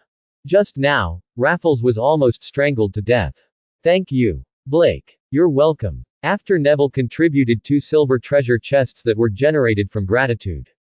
Blake turned around. Under the amazed gazes of the crowd. He carried the spider back to the carriage. Hermione looked at the ferocious creature with disdain. Blake actually dared to grab it like that. What if he suddenly woke up? Cassandra looked at the spider in fear. Take it away. Are you afraid of spiders? Hey. Do you want to have a look? Go away. Blake was just trying to scare Cassandra. He didn't go overboard. Subsequently, he took a cake box. Then he pulled out his wand and tapped it gently. The cake box suddenly twisted and turned into a solid metal cage. Blake threw the heavily unconscious spider into the cave. It seemed that Fred or George's swell curse had failed. The young giant eight-eyed spider was the size of a basketball. It shrank to the size of a teapot. This was its original size. What are you going to do with it? Who's that person called Hagrid? After the spider was put in the cage, Hermione dared to take a closer look. Hagrid is a gamekeeper at Hogwarts. Believe me, he's seen a lot of this kind of animal.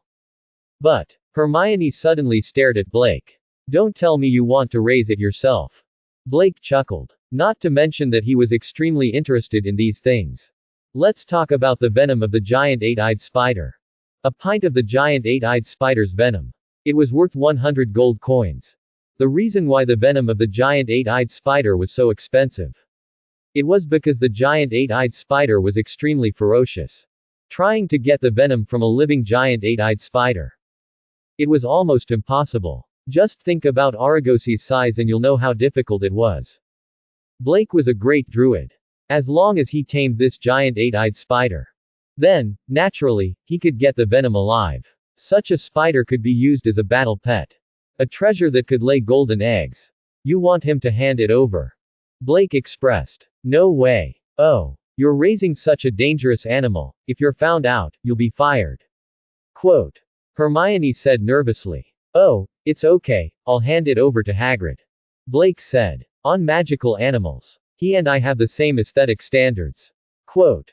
He'll agree to help me take care of it. The most important thing was. Give it to Hagrid to help him take care of it. He didn't have to pay for the feed. How wonderful. Rip. Hermione was so scared that she fell on the sofa. The giant eight-eyed spider in the cage had woken up. Its 8 eyes stared at Blake. Its 2 thick chelicerae were frantically tearing the cage. The cage that Blake transformed into. How was it so compatible? It was easily torn apart. What should we do? Can your cage hold up? Quote. Hermione asked worriedly. Cassandra, who was sitting far away, heard Hermione's words. She was so scared that she shivered. Then she quietly glanced over here. Don't worry. Saying that, Blake stretched out a palm. He put it on the cage. The eight-eyed giant spider immediately settled down. A steady stream of druid magic was passed through the cage by him. It was poured into the body of the eight-eyed giant spider. Then, the eight-eyed giant spider's injuries were rapidly recovering. And at the same time, its 8 eyes, fierce and violent eyes. It is becoming clear quickly. Finally, this young eight-eyed giant spider was officially tamed by Blake. At this moment, this eight-eyed giant spider was completely obedient to Blake's orders. Under the influence of the Archdruid template, Blake could even observe the surrounding environment through its vision. Originally, Blake wanted to let this eight-eyed giant spider out for a stroll. But in the end, he gave up this tempting idea. In case Hermione and Cassandra were scared. That would be bad. Blake took the eight-eyed giant spider that had quieted down. He stuffed it into his suitcase. After that, there weren't many things that happened. However, because of what Blake did just now, Blake's other friends knew his location. Senior Penelope came over to talk to Blake. And curiously looked at the spider that Blake put away. Hannah was pacing back and forth outside the carriage. She was caught by Blake. Obviously, she didn't dare to come in before. After they all said goodbye and left, Hermione said slowly. So they are friends you met in Diagon Alley. They are all girls. Hiss. Yes. Quote. Blake exclaimed. And there were exactly 4 academies. One for each academy. What right? Get out. We have to change our clothes. Quote. Cassandra kicked Blake out with a dark face. 5 more minutes. The train is about to arrive at Hogwarts. Please leave your luggage on the train. We will send it to school for you. The loud voice echoed in the train. The train finally slowed down. Finally, it stopped. Blake leaned on his suitcase. He tapped it lightly with his wand. Then, the patterns on the suitcase suddenly seemed to come to life. It firmly locked the suitcase. Now, apart from him, no one else could open his suitcase. Blake left his suitcase on the train. Then, he followed the crowd to the door. He could feel Cassandra and Hermione behind him. After he got out of the train, Blake felt a chill. As expected of England. It was only in September. He could already feel the cold. Freshman, come over here. Harry, come over here. Are you okay? Quote. Hagrid shouted in a loud voice. Look, that's Hagrid, my friend. Quote. Blake said to Hermione. It was the first time Hermione had seen such a huge person. She looked up at Hagrid. She was shocked. Hey. Blake. How have you been? Quote. Very good. When are we going to have a barbecue? Quote. Okay. I'll wait for you after class tomorrow. Quote. Blake made an appointment with Hagrid. Harry actually wanted to say hello to Blake. Unfortunately, there were too many people. He was not as tall as Hagrid. He could shout across so many people. Okay. Come on, freshmen, come over here. Be careful of your feet. Quote. Blake sat in the boat in high spirits. Everyone was on the same boat as him. Except for Hermione and Cassandra. It was the shy Hannah. Which academy do you want to be assigned to? Blake suddenly asked. HMPH. Of course it's Slytherin. Quote. Cassandra said. Slytherin is elegant, witty, and ambitious. I'm not going to Slytherin. Hermione directly interrupted Cassandra. I've checked. Slytherin has a lot of bad magi are from Slytherin. If it were me, I'd go to Gryffindor. Professor Dumbledore is from Gryffindor. Blake, don't you want to go? Quote. Cassandra said angrily, Blake is so talented, he must go to Slytherin. Go to Gryffindor. Go to Slytherin. Blake ignored the two and turned to look at Hannah. What about you? Hannah. Which academy do you want to go to? Quote. My father is from Hufflepuff, so. Oh. What about you? Which academy do you want to go to? Cassandra asked. Following Cassandra's question, the 3 of them all quieted down. They seemed to want to know Blake's answer. I don't care. I'll go wherever you want me to go. Quote. Blake raised his arm and rested it on the back of his head. It won't affect my ability to become stronger anyway. Blake decided. His brain seal technique only sealed part of his memory. It was about the system. As well as the memories and thoughts of the transmigrator. The rest. He would let the Sorting Hat analyze it for himself. During the holidays, he had specially trained in the brain seal technique. He had mastered the beginner brain seal technique. He had pulled it close to the level of the intermediate brain seal technique. He was only one step away from breaking through to the intermediate brain seal technique.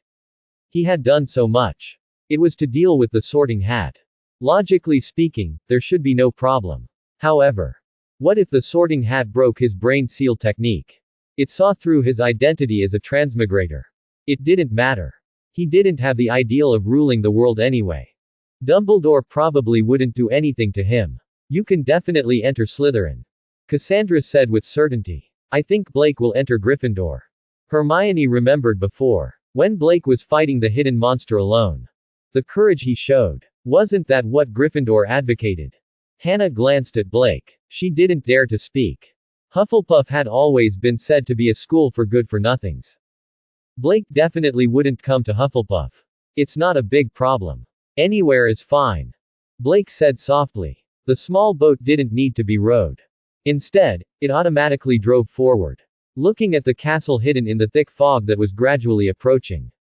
Hannah's body began to tremble. What's wrong? Blake asked. I heard from the red-haired boy over there. The way to enter the school is to fight with monsters. But I don't know any attack magic, Hannah said with a depressed face. At the same time, Cassandra and Hermione's bodies also froze. It was a Hogwarts tradition. Didn't they tell the freshmen how to be sorted? Even Cassandra. Her parents hadn't told her what the sorting test was like when she was 30. Blake smiled and said, it's not that serious. If the sorting test is so dangerous, then you saw so many seniors on the train. Why didn't you see one or two missing arms or legs? Don't worry, there is absolutely no danger in the sorting ceremony. Hearing Blake was so sure, the three girls secretly heaved a sigh of relief. The boat swayed through a dark tunnel. It seemed to have come to the castle's underground. They soon arrived at a place that looked like an underground pier.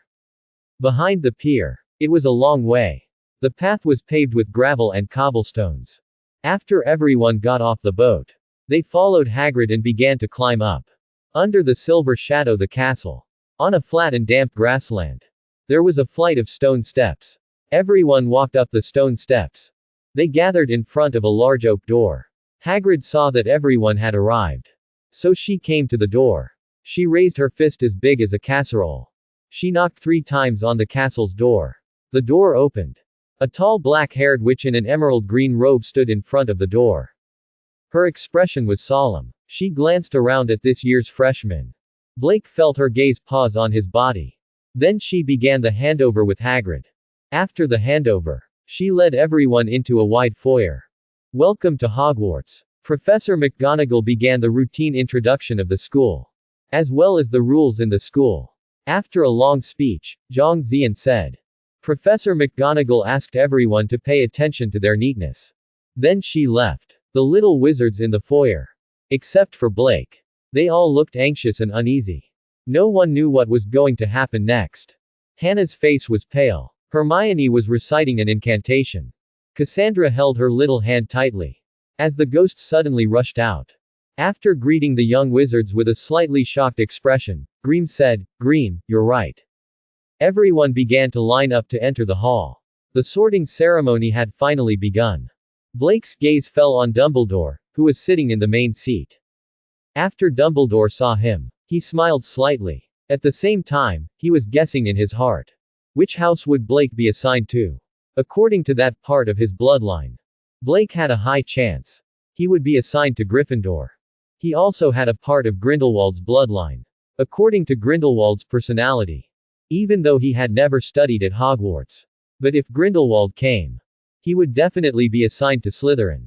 Then, which house will Blake be assigned to in the end? In fact, in theory, Blake's house was the weakest. It would definitely be either Slytherin or Gryffindor. And to a certain extent. In Gryffindor, the child might be a little more like Dumbledore. And if he went to Slytherin, the child would be a little more like Grindelwald. Although Dumbledore looked calm on the surface, his heart was full of expectations. Compared to Grindelwald's ambitious appearance, he still hoped that the child would be more like him. On the velvet ceiling, specks of starlight dotted the ceiling. Countless lit candles floated in the air. There's magic here. It looks the same as the sky outside. I read about it in Hogwarts, a school history. Hermione whispered to Blake. Professor McGonagall placed a four-legged stool and a broken hat in front of the little wizards. Then after reading the rules. Thus, the sorting ceremony began. There was no duel with the trolls. There was no spell test. Just sit on the stool. Then put on the hat. The sorting hat would assign each little wizard to the house that was suitable for them. While the sorting hat was singing with its big mouth open, Blake looked at the professors sitting in the faculty seats. Standing next to the four-legged stool was Professor McGonagall with a serious face. Professor Flitwick with the fairy bloodline. And long greasy hair. Professor Snape in a black robe. Blake noticed that his gaze was fixated on Harry Potter and the team. Of course, there was Professor Sprout from Hufflepuff. She had the natural scent of plants on her. It made Blake, who was an archdruid, feel close to her. Now, let's begin the sorting. Professor McGonagall's words interrupted Blake's thoughts. Read the names. Put on your hat and sit down. Hannah Abbott. Hannah suddenly heard her name being called. He appeared to be very flustered. She stumbled out of the line. Sitting on a bench in the corner. Then he put on his hat. After a short pause, the sorting hat spoke. Hufflepuff. The table on the right clapped and cheered for Hannah. They had the most people at the four long tables. The school division continued. Susan Burns. Hufflepuff. Asterisk asterisk asterisk asterisk asterisk asterisk asterisk asterisk. The number of people in the group was rapidly decreasing. Hermione Granger. Hermione looked back at Blake. Then, he hurriedly ran up. Before long. Gryffindor. After Hermione went down, Dumbledore's gaze locked onto Blake. That was because the list was arranged alphabetically by surname. Blake also had the letter G in his surname. The next one. Blake Green. Professor McGonagall read the name out loud. She discreetly sized up Blake. Then, she had to admit. This child was indeed very similar to the young Dumbledore. Especially those eyes. When he heard the name Blake. Snape's eyes slightly glanced at Blake. Ha! Everyone named Blake was not a good person. This little thing was also one. One look and one could tell that he was not honest. Everyone with pink faces was not a good person. Whether it was Potter or that Blake. When Blake heard his name, he immediately walked up to the high stool. But at this moment, all of a sudden, the hall became noisy. Oh, he was the one who killed that big spider on the train with his wand. Quote. He really knocked it down with his wand. I didn't know wands could be used like that. I've decided. Next time, I'll look for Ollivander and see if he can cover my wand with a layer of metal. Wow. This boy is so handsome. I wonder if he'll mind that I'm a few years older than him. Quote. You're dreaming. He's mine. Quote. Ahem. Quiet. Quote. Professor McGonagall hurriedly quieted the noisy hall down. Blake stood in front of the quad. Professor McGonagall lifted the sorting hat. He gestured for Blake to sit down. Blake took a deep breath. Would his brain seal technique work? It all depended on today. Below him, Cassandra looked at Blake expectantly. You must come to Slytherin. The Malfoy trio didn't even dare to look at the little devil. They prayed to Merlin in their hearts. Please don't let him come to Slytherin. Please don't. Blake sat down on the quad. Professor McGonagall placed the sorting hat on Blake's head. The huge hat drooped down. It just covered Blake's eyes. On the principal's seat, Dumbledore's body leaned forward slightly. His eyes were full of anticipation. Compared to Grindelwald, he should be more like me. Blake had just put on the hat. When he put it on, he felt a subtle magic power invading his brain from the hat. To Blake's relief, it was. The magic was very faint. It only scanned Blake's exposed brain memories. Then, it retracted. After that, Blake heard a voice in his head. Ambitious and smart. You're very suitable for Slytherin. But, you're also very courageous. That fearless spirit seems very suitable for Gryffindor. Quote. At the same time, I can feel your desire for knowledge from the bottom of your heart. Maybe it should be Ravenclaw. Quote. Oh, it's amazing. I can actually feel loyalty and trustworthiness from you. This was a rare sight. You're also suitable for Hufflepuff. Quote. This is so troublesome. So troublesome. Quote. I haven't seen such a troublesome student in a long time. When was the last time? Oh, the girl last time was called Minerva McGonagall. I also hesitated for a long time that time. But that's a choice between Gryffindor and Ravenclaw. But you're suitable for all 4 schools. It's amazing, it's so contradictory. Ayaya, where should I send you? Although it seems like it doesn't matter where I send you. But I feel like I have to find the most suitable one. I need to think about it. And so, Blake sat in front of the entire school. She listened to the 933 voice in her head for more than 10 minutes. At this moment, the students in the hall began to discuss again. Because during the sorting ceremony. That was why the sorting hat was in such a difficult position. Ever since they entered Hogwarts. He had never seen one before. In the end, Blake couldn't take it anymore. Originally, he did not intend to interfere with the selection of the sorting hat. It asked Blake where to go. Wherever he went. He didn't expect that he would be stumped by the sorting hat. Could it be that I'm too contradictory? Too complicated? Helpless? Blake began to try to talk to the sorting hat in his mind. After all, he couldn't just let it continue like this, right? Have you decided which academy I should go to? Blake asked in his head. Then, the chatterbox sorting hat started again. Not yet, I feel like every academy is suitable. But, every time I decide which academy you should go to, I feel that maybe another one is not bad. Oh, right. This kind of special situation made me forget to ask for your opinion. Quote. That's my negligence. So, which academy do you want to go to? Blake thought for a while. Then he asked, which academy has all the above qualities? Oh, of course it's the all-inclusive Hufflepuff. Ah. That's right. Quote. Why didn't I think of that before? Every big shot has its own standards for choosing disciples. Only Helga Hufflepuff doesn't reject anyone and treats everyone equally. Sure enough, the most suitable academy for you should be Hufflepuff. Then, are you willing to go to Hufflepuff? Blake said, I'm willing, after all, you said that this is the most suitable academy for me right now, right? Ah. Then it's decided. The most suitable academy for you is Hufflepuff. This sentence was shouted in the hall. Just as he finished speaking. Cassandra's green eyes widened. How was that possible? The sorting hat hesitated. This was not unprecedented in history.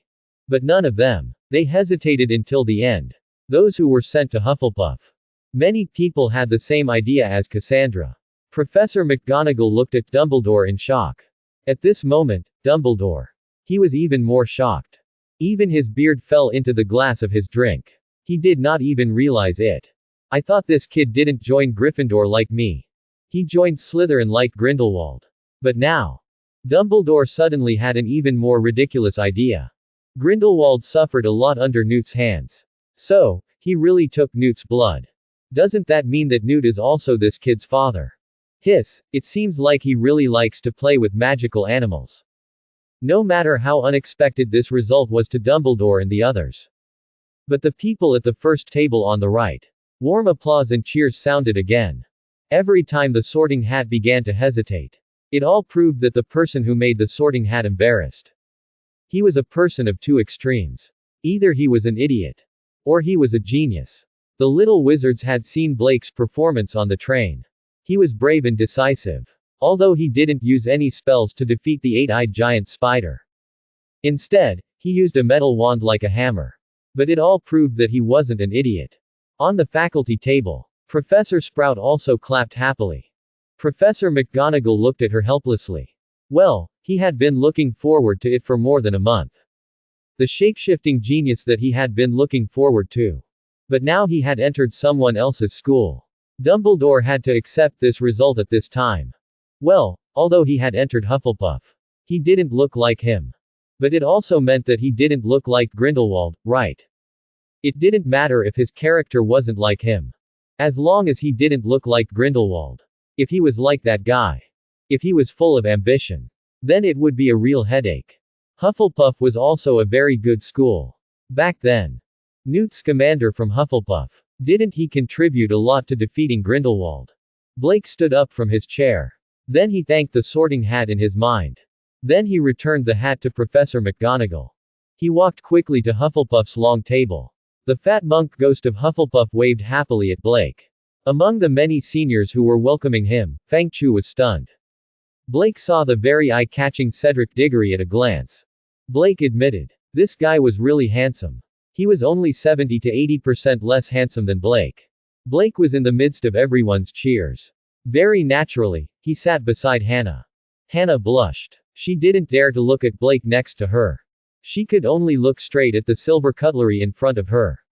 At this time, Blake also had an unconcealable smile on his face.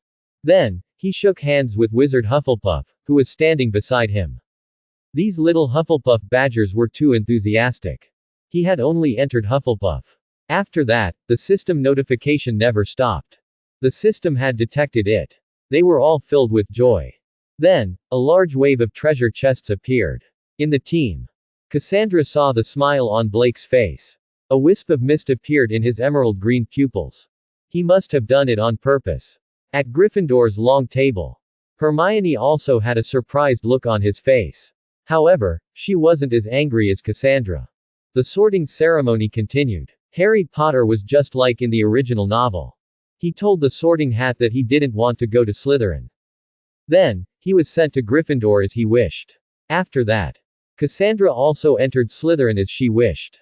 However, there was no joy on her face. However, the seniors of Slytherin warmly welcomed him. A smile finally appeared on her face. After that, the little wizards were sorted out one by the sorting hat. The sorting ceremony ended just like that. Dumbledore tried to calm himself down. Then, he stood up. He smiled and opened his arms to his students. Welcome. Welcome to Hogwarts to start the new school year. Quote.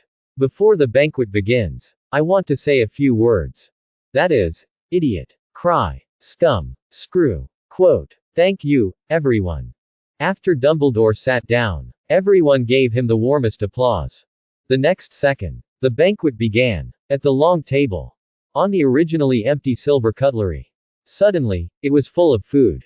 Roast beef, rely on yourself, roast pork chops. Then, there were British specialties. Boiled potatoes, baked potatoes, potato chips. The potatoes were all cooked. However, Blake found a large plate of honey strawberry pudding in front of him. Blake looked at the rostrum. Then, he saw Dumbledore raise the cup in front of him. Then, he blinked. Blake also raised the pumpkin juice in front of him. The food at the banquet. Although it was not as good as Blake's. But it was really rich. He was not picky and ate to his heart's content. It was also a good thing. However, Hannah next to him. After seeing so much delicious food, the seal on his voice was immediately removed. She was not shy anymore. As she ate, she discussed with Blake about the shortcomings or advantages of each dish. She did not know how many girls were looking at her with envy. Such a handsome and powerful boy. Many girls wanted to change seats with her. And she seemed to be chatting happily with that boy. Among them, Hermione and Cassandra had the most complicated expressions. I was too careless. They were at each other's throats for a long time. I didn't expect Hannah to sneak in. After everyone had filled their stomachs to the fullest, the rest of the food disappeared from the plates. In an instant, the plate was once again as clean as before. Then, there were all kinds of desserts. This made Blake hungry again. After everyone was full, Dumbledore stood up and said, "Oh, now everyone is full. I have a few words to say to everyone. Everyone needs to pay attention to a few things. Freshmen, pay attention. The forest area on the school grounds. No students are allowed to enter." Blake nodded. Then, he immediately decided to sneak in tomorrow. Especially some of our classmates, we have to remember this. Dumbledore looked at the Weasley twins. Then, there were a lot of precautions. Finally, Dumbledore paused. Then he continued. I have to tell everyone. Everyone doesn't want to encounter accidents. People who die a painful death. Please don't enter the corridor on the right of the 4th floor. Blake heard this. He glanced at Quirrell, who was sitting in the teacher's seat. At this moment, he was also smiling timidly. It seemed that he had no reaction to the news. However, Blake knew. This was all an illusion. Dumbledore put the magic stone there to fish. How could Quirrell not be interested? But, Blake felt that all this had nothing to do with him for the time being. The game on the 4th floor. Dumbledore put it there for Harry and the others to play. Blake already knew what was going on. Naturally, he was not interested in that place. Compared to the stone at the finish line, he did not know if it was real or fake. Blake still felt that the mysterious forbidden forest was more interesting to him. But, he would not play around tonight. He had been on the train all day. He was still quite sleepy. Blake looked at Dumbledore. He quietly waited for Dumbledore to announce the disbandment. Then he would go and have a good sleep. Now, before everyone goes to bed, let's sing the school song together. Quote. Dumbledore said loudly. Blake's smile suddenly froze. When Blake followed Hufflepuff's provost. When he entered Hufflepuff's common room, he immediately fell in love with this place. Hufflepuff. No matter if it was a common room or a dormitory. They were all round. On the ceiling. On the pillars. There were all kinds of vines clinging to them. The plants in the corner also slowed down. As soon as he entered, he felt that he was in the woods. Such an environment. As an archdruid, Blake liked it very much. The most important thing was, from the moment he entered the common room, it was all about food. As long as he wanted to eat, he could eat anywhere. He could reach out his hand. This also reflected the house elves' preference for Hufflepuff Academy. It couldn't be helped. After all, it was Helga Hufflepuff at the beginning. What about the ancestors who took in these house elves? It was different from other academies. In Hufflepuff's dormitory, there were only 3 beds in each dormitory. This was much more comfortable than 4 or 5 people in a dormitory in other academies. Blake was led by the enthusiastic provost. He found his dormitory. In the dormitory of his original form. His bed was on the far left. And his suitcase was lying quietly on the cabinet at the foot of the bed. At this time, his 2 roommates in the same dormitory also came in. They were 2 boys, one fat and one thin. One was as strong as crab. He had a strange buzz cut. The other was thin and small. He also had some striking freckles on his face. The fat boy excitedly reached out to Blake. Hello. I'm Wayne Hopkins. You can call me Wayne. I'm very happy to be in the same dormitory with you. Quote. Blake also shook his hand enthusiastically. Hello, my name is Blake Green. You can call me Blake. Quote. The other freckled boy said. Me too. It's an honor to be in the same dormitory with you. Quote. We all saw your performance on the train. I never knew wands could be used like this. Ahem, sorry. I'm too excited. Quote. The freckled boy, who knew that he was rude, also reached out his hand. Hello, Blake. My name is Roger Malone. You can just call me Roger. Boys' friendships are always quickly formed. Very quickly. The 3 boys became familiar with each other. The 3 of them chatted until late at night before saying goodnight. And began to climb back to their beds to sleep. Blake was also quite happy. After all, he had 2 more friends. Although these 2 peoples was not even mentioned in the original novel. But this was the real world. Everyone was a real world made of flesh and blood. After Blake lay down, only then did he realize that a notebook in his pocket was shaking gently. This was a sign that Grindelwald was looking for him. This notebook. It was half a month ago. A gift that Grindelwald secretly asked the house elf to bring him. He could communicate with Grindelwald, who was thousands of miles away, through this notebook. Blake relit his desk lamp. Then he opened the notebook. The notebook was blank. Blake pressed his finger on the lower right corner of the title page. Then a few lines of words appeared in the blank space of the notebook. As the suitcase I asked someone to buy for you good. Did that old fool Dumbledore let you go to the station by yourself? I knew I couldn't count on him. Which academy did you get assigned to? Blake saw the handwriting on the notebook. The corners of his mouth rose slightly. Although Grindelwald was the Dark Lord. But now. At least for now. He was still very good to Blake. Whether it was the house elf from before. Or the suitcase that was given later. It was all his doing. And, in this half a month, Blake had learned a lot of knowledge from Grindelwald that Dumbledore was not convenient to teach. However, he was the same as Dumbledore on one point. That was, he did not agree with Blake going to the present to learn black magic. Dumbledore's reason was, of course, that black magic was harmful. Grindelwald's reason was, Blake was still young, so it was harmful. He had to teach it in a few years. Ahem. If Dumbledore knew that Grindelwald had taught him so badly, He would be so angry that he would go to Austria to settle the score with him. Blake took out the pen that Hermione gave him from the system warehouse. Then he answered Grindelwald's question on the notebook.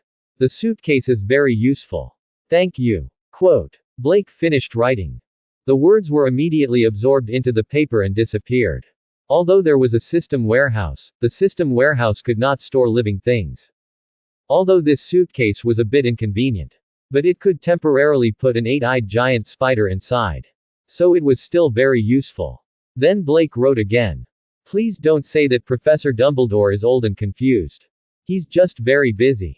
Not long after the handwriting disappeared. Another line of handwriting appeared. He's busy. Haha. I don't know what he's busy with. Quote. He's been a principal for so many years. Doesn't he have one or two trustworthy subordinates? Does he have to do everything himself? He doesn't even have time to send you to the station. Forget it. Tell me, which college are you in? Grindelwald and Dumbledore had the same idea. They just wanted to see if Blake was more like him. Or more like Dumbledore. So Grindelwald really hoped that Blake could enter Slytherin. In that case, it proved that the child was more like him. Blake picked up the pen and wrote, I was assigned to Hufflepuff. Austria. Numungard. In a narrow stone room. Grindelwald looked at the notebook in his hand. He did not recover for a long time. He really did not expect. His and Dumbledore's child. It was actually like Newt. I didn't add Newt's blood. Quote. How did this happen? After a long time, Grindelwald began to comfort himself. Haha, it's not like me, and it's not like him. Newt, Hufflepuff, haha, okay. It's also a good idea to join if you can't beat them. Grindelwald said helplessly. Hogwarts. Blake looked at the notebook in his hand and almost fell asleep. Handwriting appeared on the notebook again. Although it's very unexpected. But, after the holidays, I suggest that you let that old fool take you to Newt. And then learn all of that guy's skills. Blake almost laughed out loud. He did not expect. After so many years. How could this old man still hate Newt Hall? After chatting for a while. Blake put away the notebook. Then he fell asleep. He was really sleepy today. He was so sleepy that he did not even bother to open the box. Early in the morning, Blake only felt something rubbing his face. He slowly opened his eyes. Then he saw a pair of small, shiny eyes. Oh, Dabao, don't mess around. I want to sleep a little longer. Squeak, squeak, squeak. Sniff, named Dabao by Blake. Seeing Blake turn over. He wanted to sleep again. He was so anxious that he turned around and grabbed the alarm clock on the cabinet. He threw it on Blake's body. Ouch. Okay, I'll prepare something for you to eat. Blake was hit by such a blow. His sleepiness also disappeared. After all, he was also hungry. Blake sat up. He glanced at the alarm clock that was thrown on him. It was only 8:00 in the morning. The first class didn't start until 9:00. So there was no hurry. Dabao jumped to the suitcase. Then it opened a crack. It got in. After a while. It dragged out a metal cage. In the cage, the 8-eyed giant spider that Blake tamed yesterday was looking at Blake pitifully. Blake forgot to feed it last night. Since the train, the 8-eyed giant spider had been hungry. Otherwise, it wouldn't have wanted to eat Raffles. So, it had been hungry until now. Blake put on a straight face.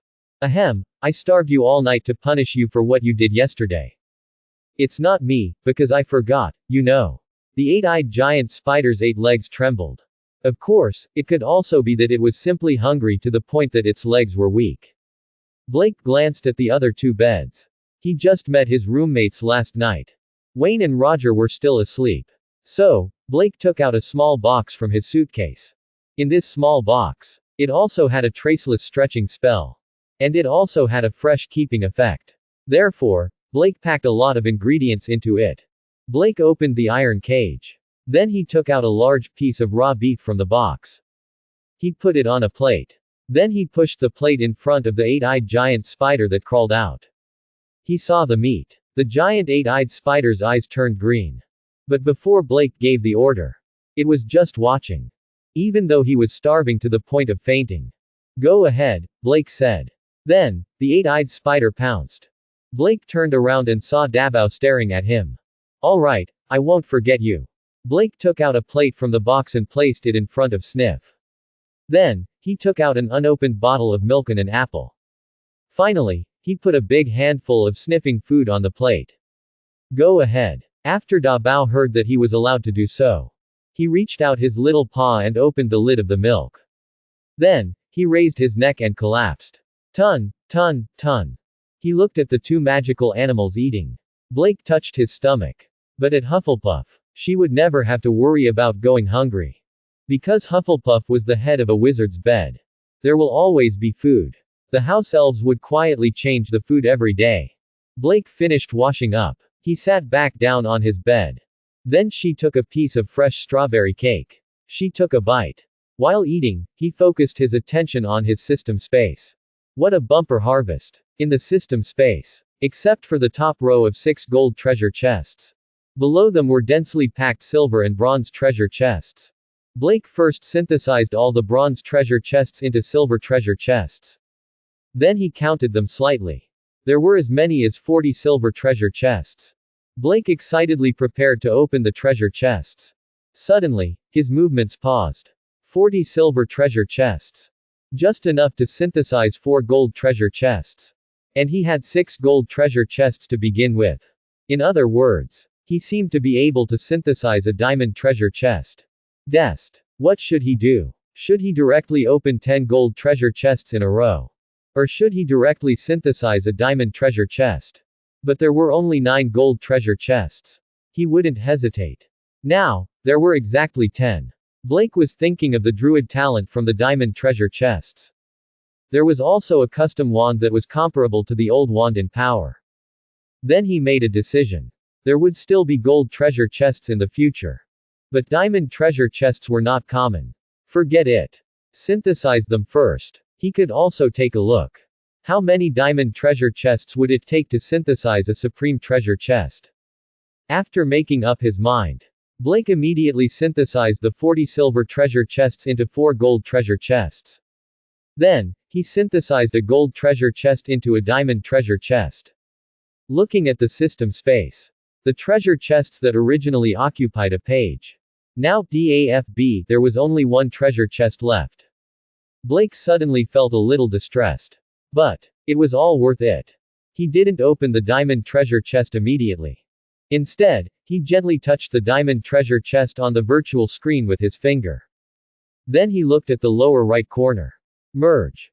7 diamond treasure chests. He could synthesize a supreme treasure chest. Blake scratched his head. He was ready to synthesize 10 or 20 diamond treasure chests into a supreme treasure chest. He didn't expect it to be less. He only needed 7 of them. Blake was overjoyed. Compared to 10 or 20. 7 diamond treasure chests. He would have them after a while. But now, he would accumulate them in the future. System, open the diamond treasure chest for me. Ding. Opening the diamond treasure chest for the host. Quote. Ding. Congratulations to the host for obtaining levitation cloak, blue version, upgradable. Quote. Dr. Strange's levitation cloak. Blake looked at the additional blue cloak in the system warehouse in surprise. Unfortunately, it was blue. If it was red, that would be incredible. One had to know. The red levitation cloak was from the Marvel Universe. It was Dr. Strange's main equipment. It was an ancient artifact. It could make people float in the air at will. And it could fly at supersonic speed. Other than that, it also had extremely strong physical and magical defense. It could also be used as a weapon to attack and capture opponents. This was simply the best weapon to capture those ferocious magical animals. Another point was that it could change its appearance at will. As long as the owner was willing, the cloak could become any costume. It could also become bigger or smaller at will. In other words, it could be worn without attracting attention. Blake opened this diamond treasure chest. It was a weakened version of the red levitation cloak. Blue levitation cloak. However, although it was only a weakened version of the red version. But for Blake, the blue levitation cloak was already powerful enough. It was different from the red version of the levitation cloak. The blue version, except for the lack of flying and levitation abilities. And the values of various abilities were far less than the red version.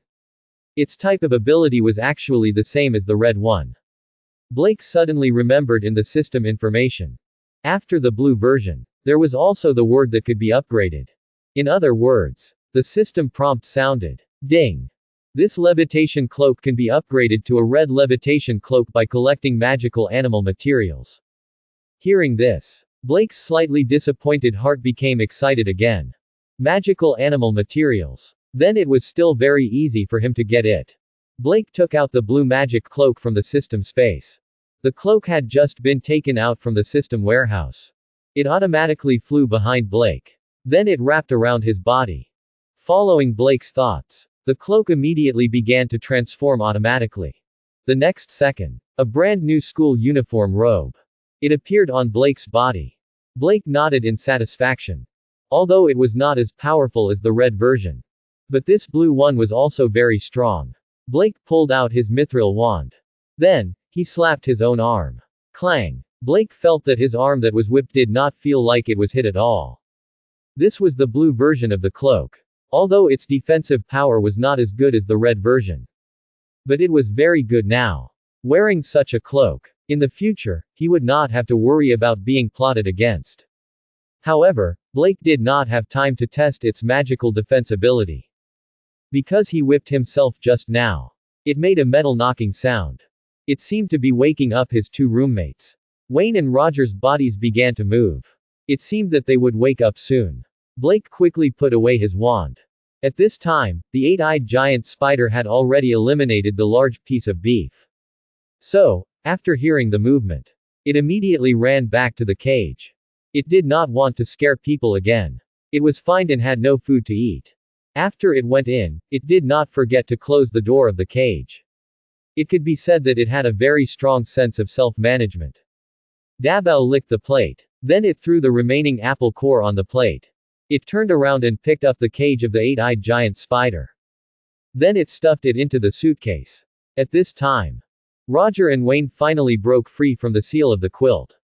The two of them stretched and sat up one after another.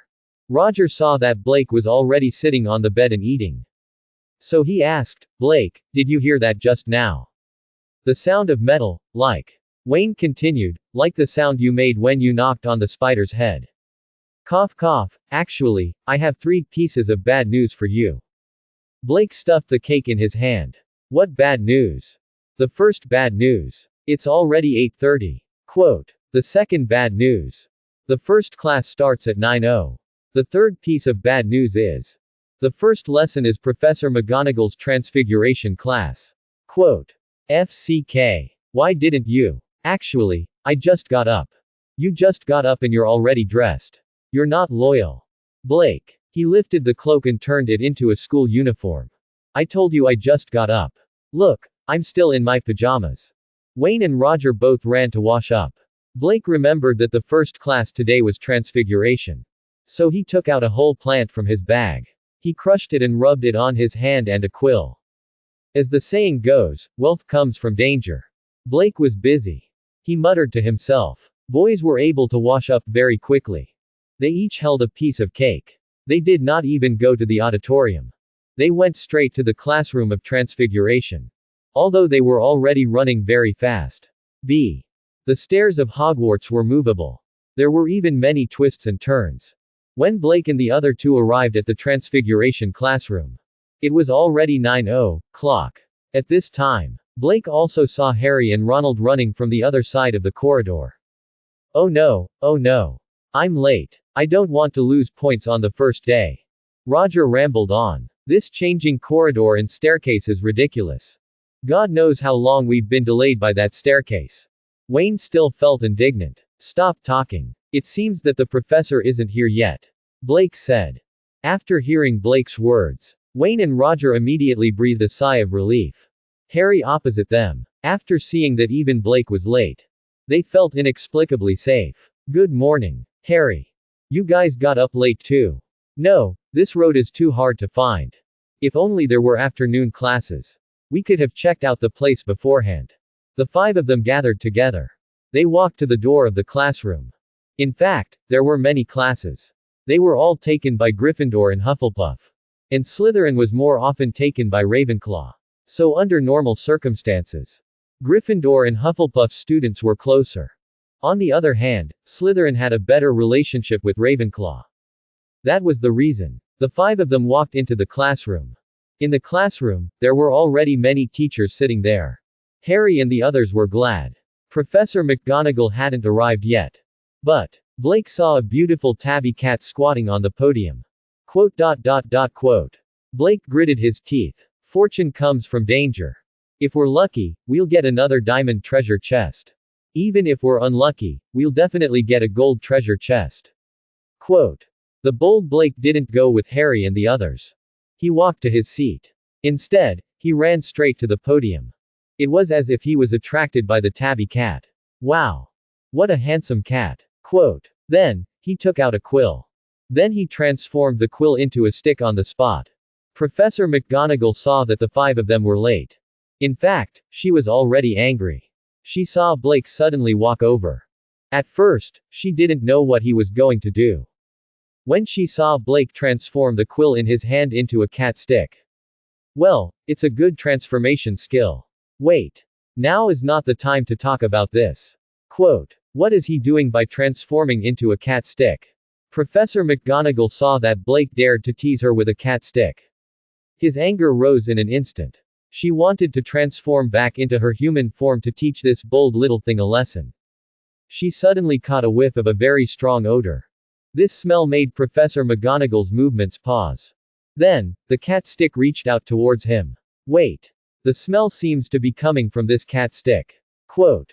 This is catmint. Blake. Ding. Emotions of shock and anger detected.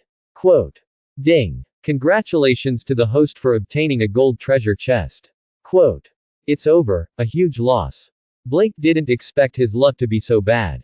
He actually only dropped a guaranteed gold treasure chest. System. Did you secretly change the drop probability? However, now was not the time to think about this. In fact, everyone saw the tabby cat when they came in. However, many of them were warned by their seniors.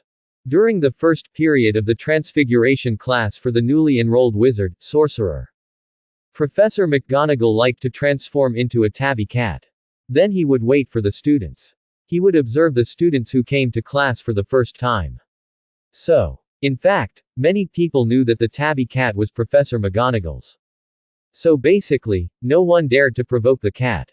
They all sat down properly. Preview the textbook. What they saw was a brave warrior. The warrior who knocked over a big spider on the train yesterday. He was still brave today. He actually dashed forward with a cat stick in his hand. This was FC King Ridiculous. Animagus. After transforming into an animal, he actually had the habits of that animal. Catmint was indeed effective on Professor McGonagall. Professor McGonagall resisted the strong feeling of the catmint. He forced himself to change back to human form. The entire classroom fell into silence. Except for those who knew that the tabby cat was Professor McGonagall, who were shocked by Blake's bravery. There were also some little wizards who didn't know that the tabby cat was Professor McGonagall's transformation. So when they saw Professor McGonagall's transformation back to his original form, only then did he realize that Blake had just done something incredible. There were also some little wizards who rejoiced in their hearts. Just now, they also wanted to go and stroke the cat a little. After Hermione saw that the tabby cat was actually Professor McGonagall, she also covered her eyes in despair. It's over. Blake is really going to be expelled this time. Blake. Professor McGonagall stared at Blake angrily. Hiss. The few people who came in with Blake all gasped in shock. Their eyes widened. They lamented in their hearts. It's over, Blake is finished. McGonagall's angry words were not out of his mouth. Plop. Blake was the first to fall. The tall and strong Wayne immediately squatted down to help him up. Then in the next second, he raised his head in horror. It's over. Blake was scared to death. Quote. He's not breathing. Hearing this, Professor McGonagall's anger turned into cold sweat. She hurriedly ran over. He looked at Blake on the ground. Hermione jumped up in fright when he heard that. He ran to Blake's side. Blake was obviously faking it. As long as I pour fast, you won't have time to get angry. Besides, I didn't know that the cat was the professor. I am a little badger who loves animals. She saw the handsome cat. Wasn't it normal to want to tease her? Blake was lying on the ground. Initially, he was still proud of his wit. Then he heard Wayne say that he was scared to death. FCK. Useless teammate. I'm not breathing. Quote. Why don't you test it first? How can I continue pretending like this? If the atmosphere is there, does that mean I'll have to die? Then Blake felt Professor McGonagall's hand on his heart in a panic. She seemed to want to test it. Was he really quacking? Blake knew that he couldn't lie down anymore. So, he made a quack sound from his throat. Then he slowly opened his eyes. He let out a long breath. It looked like he had finally woken up from a coma. He saw that Blake had woken up. Everyone around him breathed a sigh of relief. Professor McGonagall also breathed a long sigh of relief. At the same time, she also blamed herself in her heart. In fact, she also knew a lot about Blake from Dumbledore. She knew that Blake was a life form born from an experiment. She had outstanding talent and was kind by nature. He also liked all kinds of magical animals and small animals. So when he saw a cat, he wanted to tease it. It was normal. But she suddenly changed back to her human form. It was indeed very scary. Professor McGonagall herself was a person who liked cats very much. So she put herself in Blake's position and thought for a while. If she saw a handsome cat as soon as she entered the classroom, she couldn't help but tease it. If at that time, the cat that she was happily playing with suddenly turned into her own professor, Professor McGonagall felt that she would faint from fright. Then Professor McGonagall's anger completely dissipated. She asked with concern, Blake, how do you feel? I'll take you to the school hospital now. Blake waved his hand. Then he took out a small bottle from his pocket with trembling hands. He poured a small pill from the bottle. Then he threw it into his mouth and swallowed it. After a while, his originally pale face finally regained its color. Sorry, Professor, I didn't know that was you. If only I knew. Professor McGonagall interrupted him. Okay, you don't need to apologize to me. It's my fault. How do you feel now? Blake continued to speak with a trembling voice. Well, I'm fine. It's an old problem from a long time ago. It's just that it hasn't happened for a long time. But, fortunately, I'm used to carrying the medicine with me all year round. Professor McGonagall blamed himself even more. Just because she suddenly changed back to human form. This child's old problem was scared out of him. If she had known, she wouldn't have changed into a cat to observe the students. She could have used a phantom spell to hide and observe from the side. Blake stood up. The little wizards all breathed a sigh of relief. No one wanted to curse a classmate on the first day of school. Okay, I'm fine. Blake saw that it was almost time to act. He wanted to go back to his seat. You don't have to attend the transfiguration class today. We'll take you to Madame Pomfrey for a checkup. Professor McGonagall said. No need. I'd better not go for a checkup. There was no need for a checkup. Madame Pomfrey's medical skills were very good. What if she saw through his disguise? Wouldn't that be GG on the spot? So, Blake pretended to have something that he couldn't say. He didn't want to go for a checkup.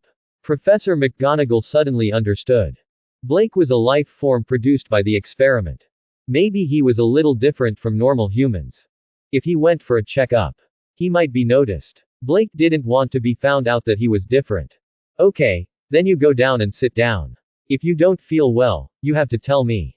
Then Blake, with the help of his stupid teammates, slowly found a seat in the last row and sat down. Hermione looked at Blake with some doubts. She always felt that this guy wouldn't faint so easily. Blake sat down. Professor McGonagall returned to the podium. Class was about to begin. However, does Blake like to put catmint on his cat when he plays with it? Blake lowered his head. Otherwise, someone might see the smile on his face. Although they did not obtain any diamond treasure chests in the previous wave, they were still able to obtain diamond treasure chests. But it was definitely not a loss. Because after Professor McGonagall changed back, the system notification in his mind never stopped. A large pile of treasure chests appeared once again. They were all from the little wizards in the classroom. Especially when it came to his useless teammate Wayne. It was even more exaggerated. There was even another gold treasure chest. Blake guessed that this golden chest must have come from Hermione. When Professor McGonagall began his lecture, Blake began to organize the extra treasure chests in the system space. At this moment, there were 2 more gold treasure chests in the system space. Then, there were over 30 bronze treasure chests. And 2 silver treasure chests. There were so few silver treasure chests. This was because these little wizards had just entered the academy. His ability was not high. Hence, the drop rate of treasure chests was quite low. Now, there were so many bronze treasure chests. It was all because they were too shocked just now. It barely increased the drop rate of treasure chests. As for the quality, it was already good enough. You still expect quality. After all, not every little wizard was a straight A student like Hermione. So, Blake combined the more than 30 bronze treasure chests. Then, in his system space, it became 2 gold treasure chests, 5 silver treasure chests, and 3 bronze treasure chests. Blake looked at these treasure chests with joy. Such a drop rate. Then, he combined another supreme treasure chest. It didn't seem to take long. Transfiguration is in the course you learned at Hogwarts. It's the most complicated and dangerous magic. Professor McGonagall stood on the podium and said, "If anyone is mischievous in my class, I'll ask him to leave. He'll never be allowed to come in again. I've warned you." Her tone was very serious. Then, she raised her magic wand. She turned the entire podium into a grunting pig. Then, she changed back. The students were immediately attracted by her transfiguration. They couldn't wait to learn it immediately. Professor McGonagall saw that everyone was in high spirits. So, she nodded in satisfaction. They were motivated to learn. Only then would they have a better learning efficiency. Then, Professor McGonagall began to paste several huge parchments on the blackboard. The words on the parchments were very big. But they were still densely packed. They were all notes about transfiguration. These are the transfiguration notes that I've compiled. It's more than what's in the textbook. It's more detailed. You guys should copy these notes first. This way, after class, you can go back and watch the practice. The little wizards hurriedly took out parchments and quills. Clatter, clatter, clatter. He began to pick them up. Blake sat in the last row. So no one saw his movements. Even Wayne and Roger, who were beside him, were copying with sweat all over their foreheads. They didn't pay attention to his situation at all. So, Blake patted his clothes. The next second, the hovering cloak turned into a school uniform robe. Suddenly, a blue, little hand stretched out. The little hand grabbed Blake's fountain pen. It dragged a piece of parchment over. Then it began to copy wildly. As for the content of the notes, Blake just glanced at it. He completely understood it. And he memorized it. This knowledge was very complicated and obscure in the eyes of other little wizards. But for Blake, it was all relatively simple knowledge. It was as simple as 1 + 1 = 2. After everyone had finished copying the complex and difficult notes, Zhongxian and Zhongxian had finished their work. Professor McGonagall explained the principle to them again. After that, she gave everyone a match. She began to ask everyone to try to turn the match into a needle. Although everyone was full of enthusiasm before, they were all very motivated. They also copied the notes and listened to the class. But to really use transfiguration successfully, it was still very difficult. Even a top student like Hermione. She began to consult Professor McGonagall with the owl before entering the school. She couldn't immediately make her match transfiguration into a perfect steel needle. There were always such and such problems. It wasn't that the steel needle was too thick. It was that the head of the steel needle was still in the shape of a match. Fit. This was much better than the others. The matches in the hands of many little wizards didn't even change at all. Of course, Blake wasn't one of them. Just as everyone was scratching their heads, Blake had already gone too far. He began to try to carve flowers on the silver needle. After Professor McGonagall found out, she was both angry and amused. She picked up the steel needle that had been decorated with beautiful patterns. Very good, Mr. Green has succeeded. I have to add, you should have checked with me immediately after you finished. Instead of choosing to carve flowers on it. But, this is indeed a very beautiful steel needle. So, Hufflepuff. As soon as Professor McGonagall finished her words, the classroom was in an uproar. That's too much. Yeah, we can't even change the shape of the match. Merlin's. Did I hear that right? He actually wants to carve flowers on the needle that he conjured. Quote. Why don't you go to heaven? Wow. How terrifying. Quote. A large wave of treasure chests appeared once again. Quiet. Turn your attention to your matches. Quote. Mr. Green has succeeded. You can definitely do it too. As long as you complete it, you can also get bonus points for your respective academies. Professor McGonagall finished speaking. Her heart was bleeding. If Blake entered Gryffindor, then these points would belong to her own academy, Gryffindor. After that, the young adepts became more motivated. Obviously, they were stimulated by Blake. As for Blake, he had already continued to hide in the back row. He went to count the treasure chests happily. Even though everyone was motivated. Still no one succeeded. Until the class was about to end. Hermione finally succeeded in creating a perfect steel needle. It's very perfect. Professor McGonagall looked at the steel needle in his hand with satisfaction. Very good. Ms. Granger has done it. Quote. She's the second person to succeed. Gryffindor adds 5 points. The morning's transfiguration class was finally over. When Blake came to the auditorium to eat, 2 figures appeared in front of him, one on the left and one on the right. Looking at them, they looked exactly the same. Blake knew who he had met. It was the Weasley twins. After Fred and George rushed up, they began to shake hands with Blake. Then each of them said something. Warrior. What a warrior. How dare you use a cat teaser to tease Professor McGonagall's cat? We actually wanted to do this for a long time. But we were afraid of being expelled. But not only did you succeed, there was no punishment. You even got 5 bonus points. Blake obviously underestimated the speed of the little wizard's gossip. He had just finished his transfiguration class. He had just arrived at the auditorium. He was holding a cat stick. He was about to tell the glorious story of Professor McGonagall's tabby cat. It had basically spread all over Hogwarts. If it was just because he was ignorant and fearless.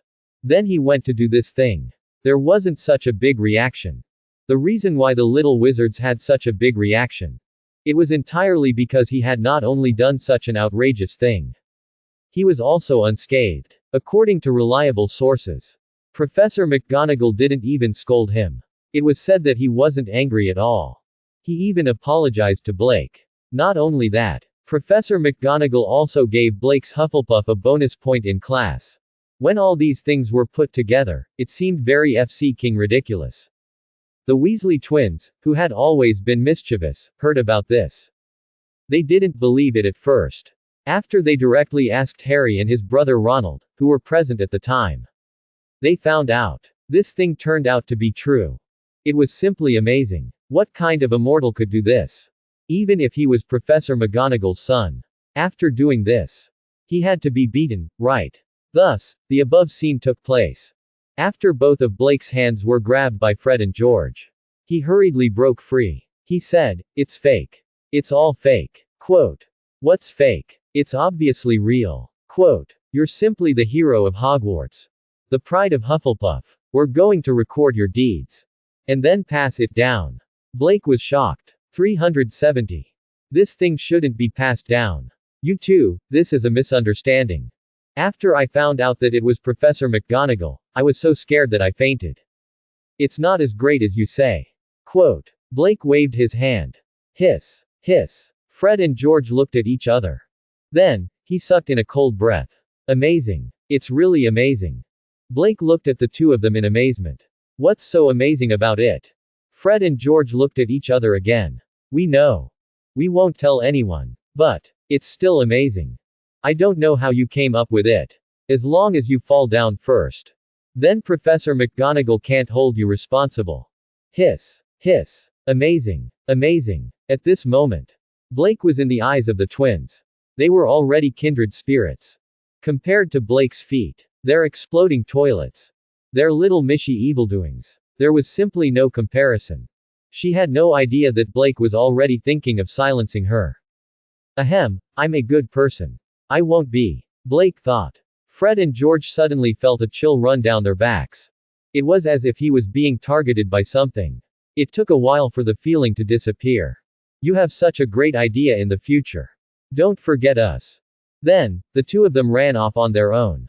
Blake listened to the system's prompt of the treasure chest. She watched their backs faintly. Or, I'd better kill them. At this moment, Wayne and Roger, who had been listening next to him, they looked at each other. Then they asked in awe. Blake, you didn't do it on purpose, did you? Although there were many people gossiping. Blake might give himself away. Fred and George talked about it like that. Blake was surprised to find that a bronze treasure chest would appear in his system space from time to time. Well, it seems, not bad. Then Blake came to the long table in Hufflepuff. He started to eat quickly. There was a short break at noon. So he planned to use this time to find a place. Time was limited. He had to hurry. Just as he was having a good time eating. Suddenly, someone came to him. I heard, you almost FCKED the tabby cat that Professor McGonagall turned into. Blake raised his head. Then he saw a handsome guy who was only 7 or 8 points less handsome than him. Senior Diggory, this is a misunderstanding. I didn't know it was Professor McGonagall. Blake continued to explain for himself. Ahem, actually. Cedric looked around. Then he whispered. We've wanted to do that for a long time. So, did you succeed? How does it feel? Blake looked at Cedric in shock. Cedric, you fool. I didn't expect you to betray me. I didn't expect it. Brat, even if you cut open your belly, it'll still be black. Although it took some time to deal with Cedric and these people.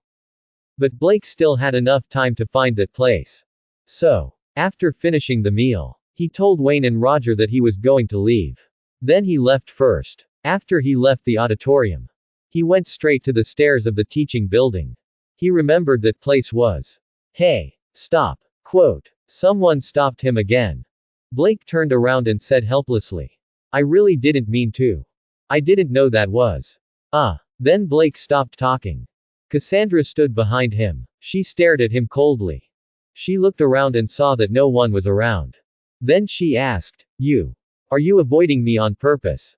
Why did you go to Hufflepuff? Cassandra was angry. It was because of Blake, whom she had always thought highly of. A genius who crushed her in all aspects. He was actually assigned to Hufflepuff, which she had always thought of as a stupid school. This made her feel that her young self-esteem was insulted. In fact, even if Blake was assigned to Gryffindor or Ravenclaw, she could accept it. It was also the result of the Sorting Hat. It couldn't be changed. Such a genius. After the Sorting Hat hesitated for a long time, he was also assigned to Hufflepuff. Then there was only one possibility. It was Blake's own request. He took the initiative to go to Hufflepuff. After the Sorting Hat made a difficult choice, it would ask his wishes. And generally, it would listen to his opinions. Then why did Blake ask to go to Hufflepuff?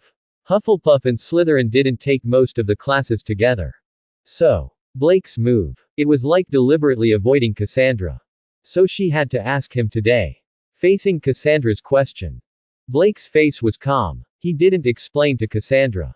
He even imitated Cassandra. He snorted coldly. You actually snorted at me. Cassandra's eyes widened.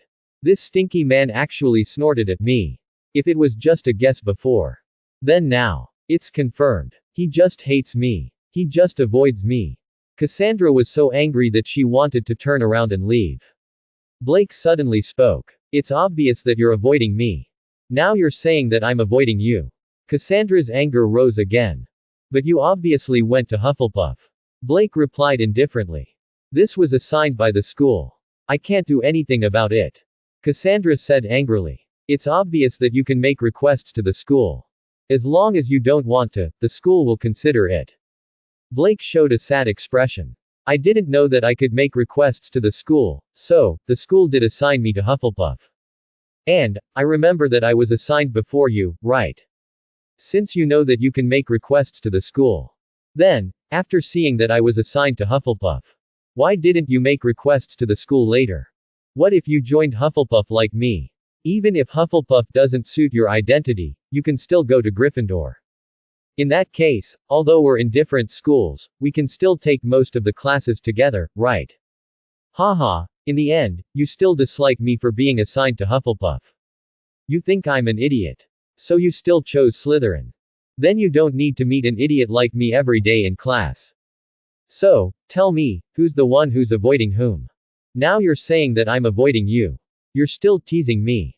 You want to play with my feelings. Quote. Cassandra, you're such a bad woman. I won't be fooled by you again. As Blake finished his words, the entire corridor was silent. Cassandra was speechless. She suddenly felt that what Blake said seemed to make sense. It was indeed Blake first. She was assigned to the school later. Then she went to Slytherin. According to her previous logic, it seemed that she was indeed avoiding Blake. For some reason, she felt that something was not quite right. But Blake didn't give her time to think. Finally, he succeeded in achieving Pua. He wouldn't let her she wake up. I thought we would become best friends. But, forget it, it's better if we don't meet again. Cassandra still couldn't wrap her head around it. She to leave. He hurriedly shouted, wait. I misunderstood you. Quote. Blake sighed. But I didn't misunderstand you. You're really a bad woman who played with my feelings. You deliberately avoided me and came over to blame me. I don't know what I am in your heart. Blake continued to increase the power of the Pua. Then Cassandra panicked. I was wrong. I didn't think that my joining Slytherin would have such a big impact on you. Blake said, forget it. The sorting hat wasn't distributed wrongly. Quote. You know me. I like plants, animals, and food. Hufflepuff is indeed the most suitable place for me. And you're really suitable for Slytherin. Slytherin's thoughts are also very good. I like Hufflepuff. Quote. But you want me to join Slytherin by force. Zaytaj. Blake used his ultimate Pua skill. Then it smashed hard into Cassandra's fragile heart. 10,000 points of critical damage. Yes, I completely ignored his original intentions. I only wanted him to join Slytherin. I can't believe I was so selfish. Cassandra's heart was in a mess. I'm sorry, I didn't consider your feelings. Can you give me another chance? Let's be friends again. Cassandra's voice sounded pitiful. Blake turned around. His face was filled with sorrow. Cassandra, can I really trust you? Cassandra hurriedly said. Of course you can trust me. I'll definitely think more about you in the future. Indeed, I was too selfish in the past. Cassandra's expression at this moment. She looked very sincere. There was no longer a trace of arrogance. Obviously, she had been knocked out by Blake's Pua. Click. The door to the corridor opened. Then the Malfoy trio walked in. They immediately saw Blake and Cassandra in the corridor.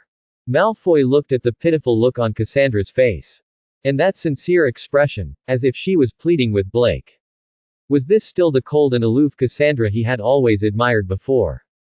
He saw the scene of his goddess confessing her love to his enemy. Malfoy was so agitated that he almost vomited blood. Impossible. This is absolutely impossible. Quote. Malfoy turned around and ran. Crabbe and Gower froze for a moment.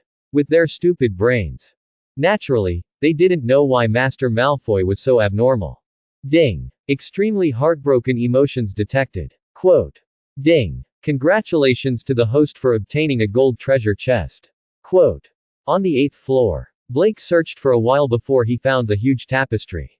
In the tapestry, it depicted the scene of the giant monster beating the fool Barnabas.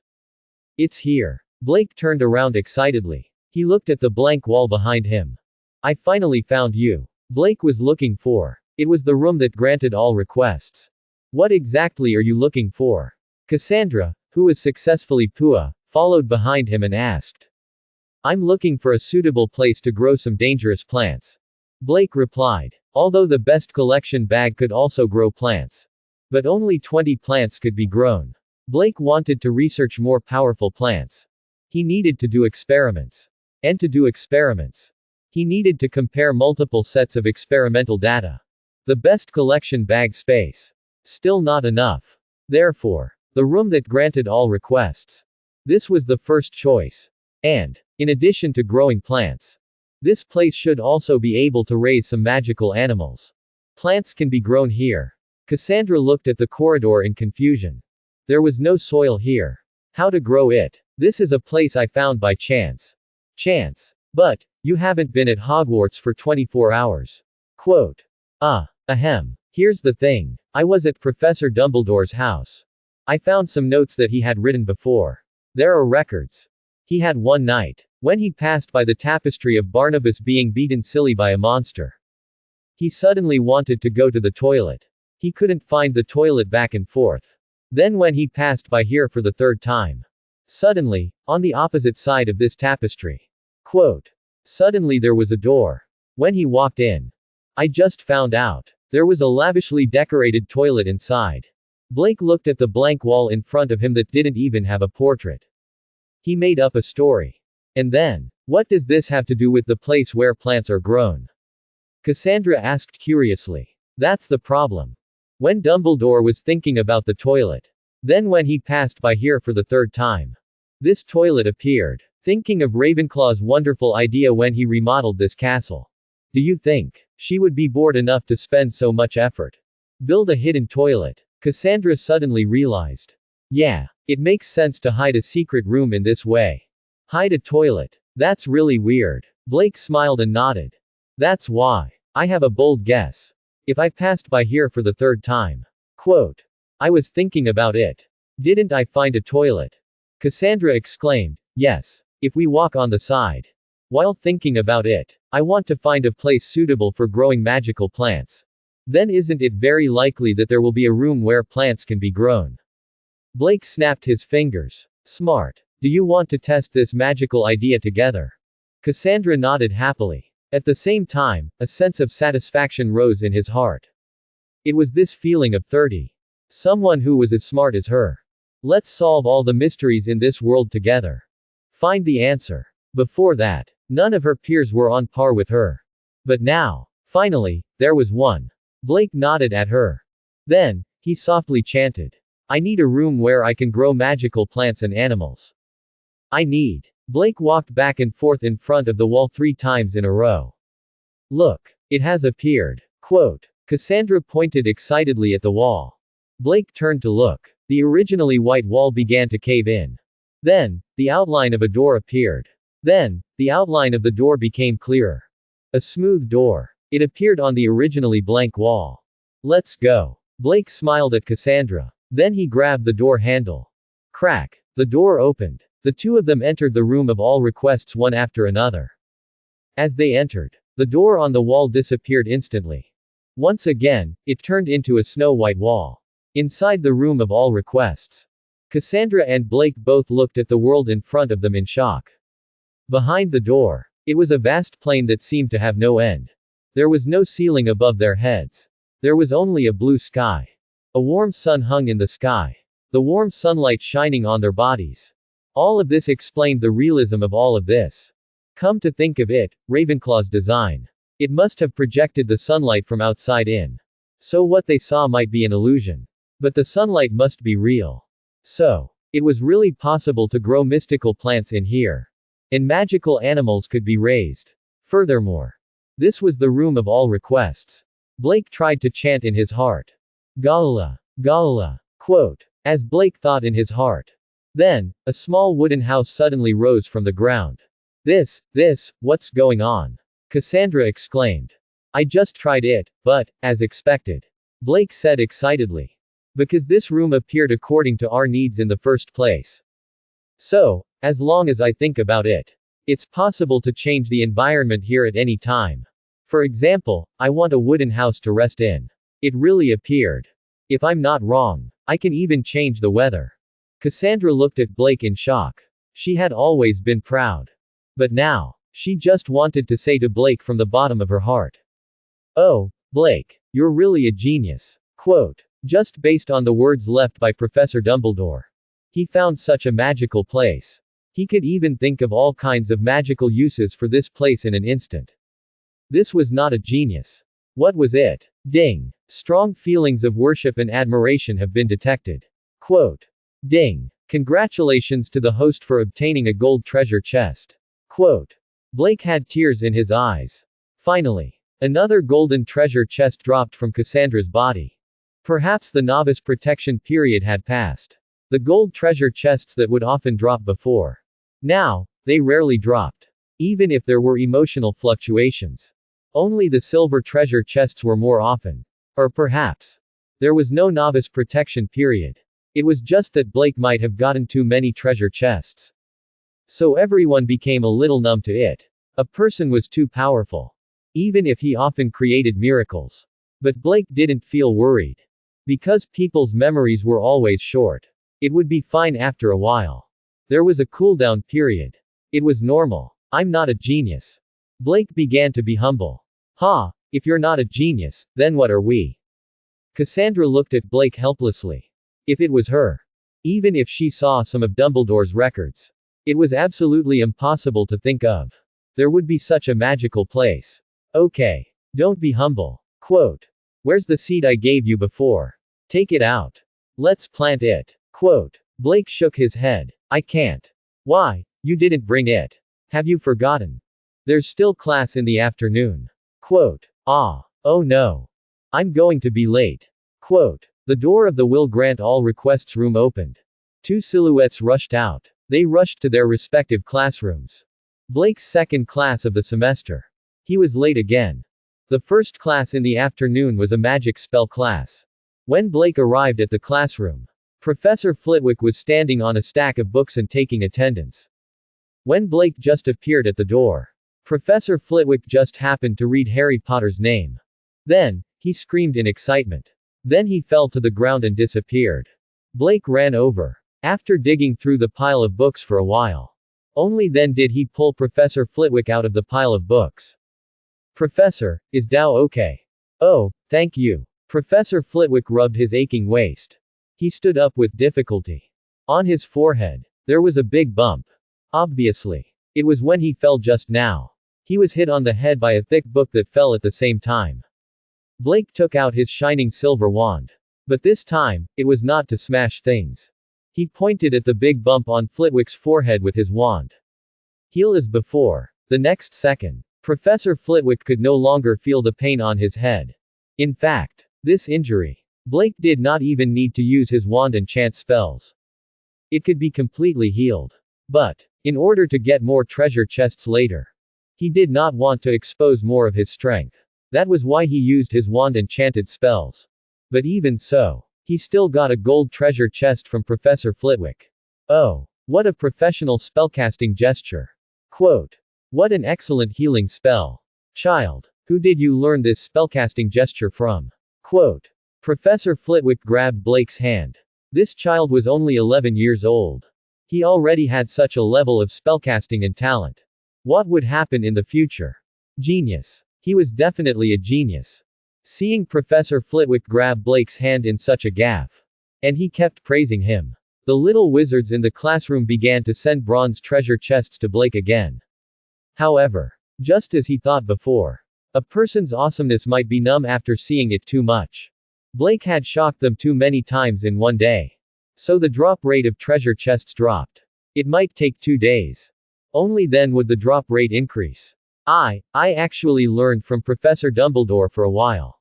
Blake replied respectfully. Oh, so it's you. Quote. Professor Flitwick also heard that Professor Dumbledore had adopted a child. This child had such skilled and excellent spellcasting gestures.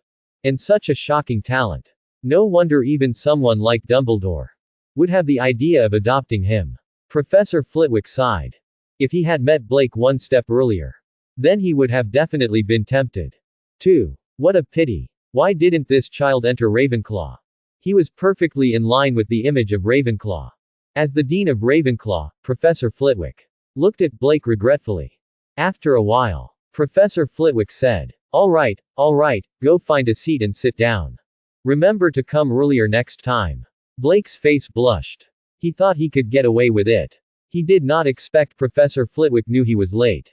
Blake looked down. He wanted to find a seat. He saw where Wayne and Roger were sitting.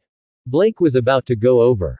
But from the corner of his eye, he suddenly saw several empty seats around Hermione. Blake's heart skipped a beat. Could it be the girls of Gryffindor? They started to isolate Hermione. It was very possible. Hermione was as proud as Cassandra. Only Blake had the talent. Only then could she admit defeat. As for the others, according to Hermione's character, she liked to preach. It would be strange if someone liked to make friends with her. Blake rolled his eyes. Then he sat down next to Hermione. Hermione's body stiffened. Blake did not sit back in Hufflepuff's seat. Instead, he sat directly next to her, looking at the strange gazes of others. Even Hermione. He also felt ashamed. Why are you sitting next to me? Hermione whispered. Brock happily listened to the system prompt. He got the information of a silver treasure chest. Then he answered. Because you have an empty seat here. Blake laughed. You can sit if you have an empty seat. This is Gryffindor's seat. Under the gaze of the young wizards next to him. Hermione was going crazy. But 750 is, the professor just said. He told me to sit anywhere. Blake spread his hands. I'm just close to you. I don't want to go to Hufflepuff's seat. What's wrong with me? And the professor said it clearly. He told me to find a seat anywhere. Haha. I did tell everyone to sit anywhere. Quote. You don't have to sit in your respective schools. Sit next to your friends. It's more conducive to the improvement of learning efficiency. Professor Flitwick finished speaking. He quietly winked at Blake. The professor helped him. This made Blake feel embarrassed. He saw Hermione looking down at her spell book. Blake said, I don't see anyone sitting with you. I just want to sit with you. Hermione responded in a low voice. She did not speak again. Indeed. After being isolated. Although she was very stubborn. But, in fact, it was very uncomfortable. Who would want to be isolated? During class. She was all alone by his side. Blake did not care about others' opinions. He directly sat over. Although it was very embarrassing. Her heart felt a lot better. At least. It proved that she did not have no friends. So, Hermione actually said that she did not want to. She was still very touched. But, just when Hermione raised her head and wanted to say thank you quietly, her expression suddenly changed. Because she smelled a familiar perfume from Blake's body. It was the smell of that bad woman. He was late just now. He must be with that bad woman. Hermione's mood was originally better. But it immediately fell to the bottom again. Ding. Anger detected. Quote. Ding. Congratulations to the host for obtaining a silver treasure chest. Quote. Blake looked at Hermione. She was fine just now. Why was she suddenly angry? Professor Flitwick's first class. Actually, it was just a theory class. He introduced some methods of holding a magic wand to everyone. There were also some interesting things when he participated in the duel competition. Coupled with Professor Flitwick's humorous personality. This was originally a boring theory class. It actually became much more interesting. However, compared to everyone who often smiled, Hermione seemed even more depressed. Until the class was about to end, she did not smile at all. Blake pondered for a moment. The corners of his mouth curled up slightly again. Suddenly, he poked Hermione. What are you doing? Hermione whispered. Hermione, actually, the reason why I was late just now. It's because I've been with Cassandra. Hermione looked at Blake in shock. Good lord. You guys are not avoiding people anymore, are you? If it weren't for the fact that they were still in class. Hermione almost pushed the book on the table directly into Blake's face. It's fine if you guys are sneaking around. But now. You're telling me that you guys are alone. What's the meaning of this? Are you provoking me? Or are you demonstrating to me? Should I congratulate you now? Hermione, do you hate Cassandra? Can you tell me why? No one would hate someone for no reason, Lee Tionlin said. I don't like her. Hermione said angrily. She's too arrogant. She's always looking down on others. Yes, she's indeed very talented. But so what? This shouldn't be the reason why she always thinks that she's the best in the world. And she never cares about other people's feelings when she speaks. After hearing Hermione's words, Blake laughed. What are you laughing at? Hermione was about to go crazy because of Blake. She was so angry. Why is he laughing? What's so funny? So, you're angry because of these reasons. That's why you think she's annoying, right? Blake was still laughing as he spoke. Isn't that enough? Don't you think it's abominable? Hermione looked at Blake fiercely. She was already considering whether to take out the textbook for magic spells right now. Directly smashing this hateful smiling face. Blake said unhurriedly. So, do you think she looks familiar to you? What do you mean? Hermione glared at Blake fiercely. She's very talented. She's very knowledgeable. Proud. She's arrogant. She always looks down on others. She doesn't care about other people's poisonous tongues when she speaks. As Blake spoke, one word at a time, Hermione's face was getting paler and paler. Because she suddenly understood what Blake said. Do you think she looks familiar to you? The meaning of this question. Familiar. It was indeed familiar. Because she was almost the same as herself. She was also very talented. She knew a lot of things. She even memorized the textbook. But she was also arrogant. She thought she knew a lot. She liked to preach to others. So she didn't care about other people's feelings when she spoke. So, do you understand? Blake said softly. Hermione's face was pale. Because until now, she just realized. She's the person she hated. Quote. So, no wonder she didn't make any friends. Even she hated people like herself. Not to mention the others. Blake, teat. Actually, you and Cassandra are very similar. Both are equally talented. The same arrogance and conceit. Ute, teat. Friends like me are rare. There should have been a lot of common topics between the two of you. Because one of you grew up in a sorcerer's family. To it. But your experiences growing up are similar. To sits. Match. Since childhood. Then, in my eyes, there would be no one weaker than me. So, if you can all make a change. If you can realize the multifaceted nature of people in this world. Then, you'll find. 'Tis the people you didn't want to associate with before. 'Tis lovely in their own way. 'Tis to make friends. 'Tis not to find an opponent. 'Tis the point of having such a strong opponent. 'Tis to make friends. 'Tis good to feel each other's kindness. At this time, after going through Blake's pua, Lin Sanju was stunned. Hermione's anger had completely disappeared. Instead, it was a sense of guilt. In fact, she had just returned to the dormitory from the dinner party last night. There were witches of the same age who talked to her. Bat. She recalled her answer last night. She was ashamed and embarrassed. It turns out. Am I so annoying? Single quote. No wonder since the first class today. Single quote. Everyone has stayed away from me. Even the empty seat next to me. No one wants to sit there. Hermione suddenly thought of her only friend. Blake, who was still sitting next to her. Single quote. A huge sense of shame rose in her heart again. He doesn't mind my bad habits. Single quote. He's willing to admit that he's my friend. What right do I have to be angry at him? Blake, I'm sorry. Thank you for being willing to continue being my friend. And thank you for reminding me. I know what to do in the future. Hermione said softly. Ding. A huge sense of guilt has been detected. Quote. Ding. Congratulations to the host for obtaining a golden treasure chest. Quote. Blake was overjoyed. This time, in addition to wanting to get a treasure chest. In fact, he also wanted to enlighten Hermione. So that she would not be isolated. After all, because of his existence. Some interesting butterfly effects had occurred. Hermione, Harry, and Ronald were not familiar enough with each other. In other words, the opportunity for Hermione's personality to change later might also disappear. If he did not remedy it, Hermione might really end up being ostracized. Of course, the most important thing. He still had to explain it to Hermione, who smelled Cassandra's perfume. But now, it seemed. She probably wouldn't ask about this matter anymore. Things did not go as planned.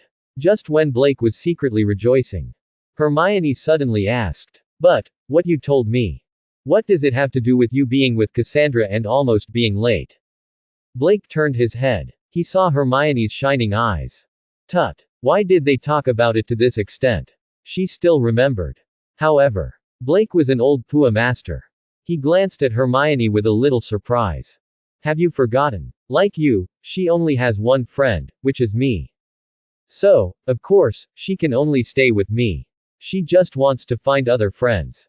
She has to have friends too. Think about yourself. Other than me, do you have friends? You just have a little habit of preaching. You're hated just like that. Not to mention her mouth. That can't be said to be annoying. That can be said to be detested by gods and ghosts. Hermione thought about it carefully. It seemed to be the case. She had personally experienced Cassandra's poisonous tongue. It was much more serious than hers. Hermione pursed her lips. You two stay together. I thought. Blake looked at Hermione in shock.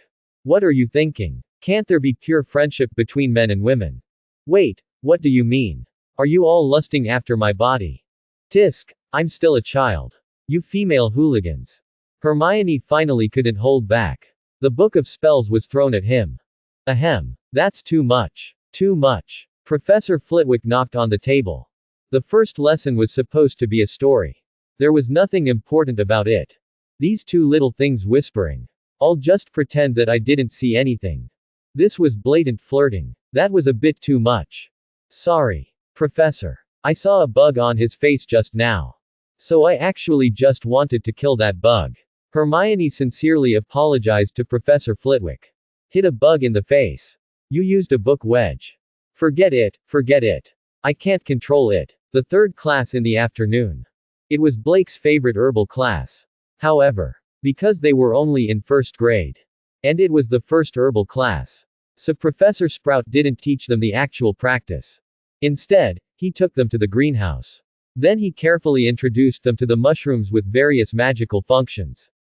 There were also some strange magical plants. They needed to learn how to cultivate these plants and mushrooms. And to understand their uses. Who can tell me? What kind of plant is this? What's its effect? Sprout pointed to a small tree. Ask the herbal medicine with round leaves. As usual. Hermione swished. Then he raised his hand up high.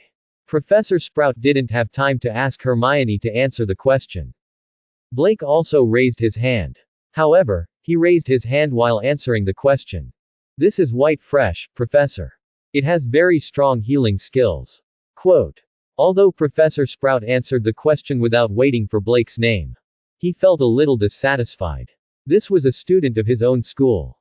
And it was the little genius who embarrassed the Sorting Hat for more than 10 minutes last night. And it was the important reason why Professor McGonagall complained to him for most of the night. To sum it up in one sentence. This child was active and eager to learn. Bonus points. Correct answer. 5 points for Hufflepuff. Quote. Professor Sprout smiled so much that her eyes narrowed. Hermione glared at Blake indignantly. This guy actually cheated. Just raise your hand. How could you raise your hand and answer a question? Blake turned a blind eye to her gaze. He just accepted the silver treasure chest that she contributed. After that, Hermione also learned to be shrewd. After Professor Sprout asked the question, Hermione also raised her hand and answered the question. She had memorized the textbook. Those simple questions couldn't stump her at all.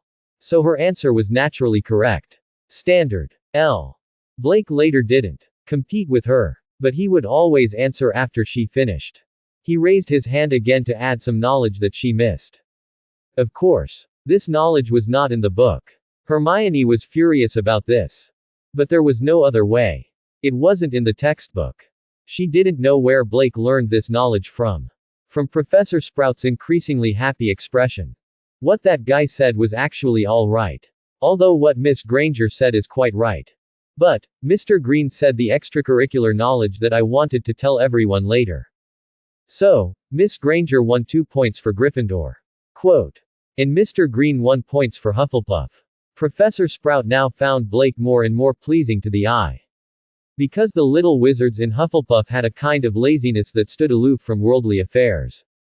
So they were competing for school points. Competing for the school championship. In fact, they weren't very enthusiastic. It couldn't be helped. Most of the talented little wizards wouldn't be assigned to Hufflepuff. Even if the little badgers wanted to compete for the school championship. The chances of winning were also very small. Just answering the questions in class gave them extra points. They couldn't beat Ravenclaw's group of exam king straight A students. But now, Professor Sprout swore. This class was the best class that she had ever given extra points. It was also the most justifiable class that she had ever given extra points to her school. It was all because of Blake. And this child's understanding of herbology. Even Professor Sprout was surprised. He waited until the herbal medicine class ended. As expected, Blake was with Professor Sprout. Because of her joyful mood. He had obtained a gold treasure chest. When they left the greenhouse. Hermione was still indignant about Blake's way of earning points. You can't blame me for that. Blake shrugged. I'm Hufflepuff. How can we give the points to Gryffindor? Quote. Auditorium. On the 4 long tables. The table was already filled with food. The young wizards began to eat their dinner. After a whole day of classes. Everyone was hungry. It was just that Blake was cooking. His roommate, Wayne Hopkins, suddenly leaned over and asked him a question that left him speechless. Do you have a grudge against that girl from Gryffindor? How can you tell that I have a grudge against her? Quote. Blake said angrily. They were obviously good friends. Roger Malone also came over. That's not right. Brother. Quote. I'll start this afternoon. I saw you arguing with her the whole afternoon. In the magic class. You kept shooting your mouth off at her. Quote. Although I don't know what you said to her. But she was very angry the whole time. She seemed to want to hit you with a book for a long time. Wayne and I were worried about you. And then what happened? We all saw it. Wayne continued. Yeah. Then she couldn't take it anymore. Quote. She actually threw the magic textbook at your face. And you say you don't have a grudge. Roger continued to shoot his mouth off. And, in the herbal medicine class just now. Quote. Every time she raised her hand to answer a question. You raised your hand to pick on her. Pick on her. Brother. I think. If that's not a grudge. Then what's a grudge? Blake was speechless for a while. This was the herbal medicine class. Hermione was the only one who raised her hand to answer the question. Blake raised his hand from the back. Indeed, it seemed like he had been picking on Hermione. But there were other people in Gryffindor who raised their hand to answer the question. Blake sighed. He just wanted to leave a good impression in front of Professor Sprout. And then he just wanted to get a treasure chest. He didn't want to pick on her at all. So this was how he and Hermione looked at each other from the side. Actually, we don't have a grudge. Blake explained to his 2 funny roommates for a long time. Only then did they reluctantly believe him. When Blake finally breathed a sigh of relief. Just as he was about to continue eating. The handsome guy who was only 7 to 8 points less handsome than him came again. Cedric sat directly next to him. I heard that you have a grudge against a girl in Gryffindor. So you're so nosy. Blake had to explain again in front of Cedric. He wanted to prove that he was just a good boy who comforted a problematic student. He didn't mean to bully or take revenge. He didn't want to cause trouble either. Cedric was dubious. But she hit you. Blake sighed. You have to believe me, Cedric, even though I claim to be a righteous partner. When I see something bad, I have to stop it and persuade it. But many times, it's not that others will understand you just because you have good intentions. More often than not, others will misunderstand you. They will think that you are up to no good. It's also because sometimes good advice is unpleasant to the ear. And it's very likely that I will be beaten. But, I am a righteous partner. I can't back down because of setbacks. Look, Miss Granger was isolated on the first day of school. This is very bad. As a righteous partner, I have to persuade her. Persuade her and make her change so that she can make new friends. Let a good student avoid being isolated. Isn't that good? Cedric sucked in a sharp breath. So, Miss Granger has decided to change because of your persuasion. Quote. Blake nodded his head firmly. Yes, that's what she said, but I still have to observe. If she can't do it, I will find a way to help her. Even though she might feel uncomfortable. Then she will beat me up. Cedric was in awe. A good person. This was a pure good person. Even if he was misunderstood. Even if he was beaten up. He had to be a righteous partner. To help others selflessly. Too kind. This was the real Hufflepuff. Ding. Touched emotion detected. Quote. Ding. Congratulations to the host for obtaining a silver treasure chest. Quote. However, Cedric found a blind spot again. Then why did you make things difficult for her in the herbal medicine class? Blake said seriously. This is not to be difficult, Cedric. The reason why it's hard for her to make friends. There is a reason. She always thought that she was very strong. No one else can compare, so. If I can't dampen her spirit in time. Then all the persuasion in my magic spell class will be in vain. Besides, I'm a member of Hufflepuff. How can I bear to look at our dean, Professor Sprout? Why are you always giving extra points to students from other schools with a helpless look?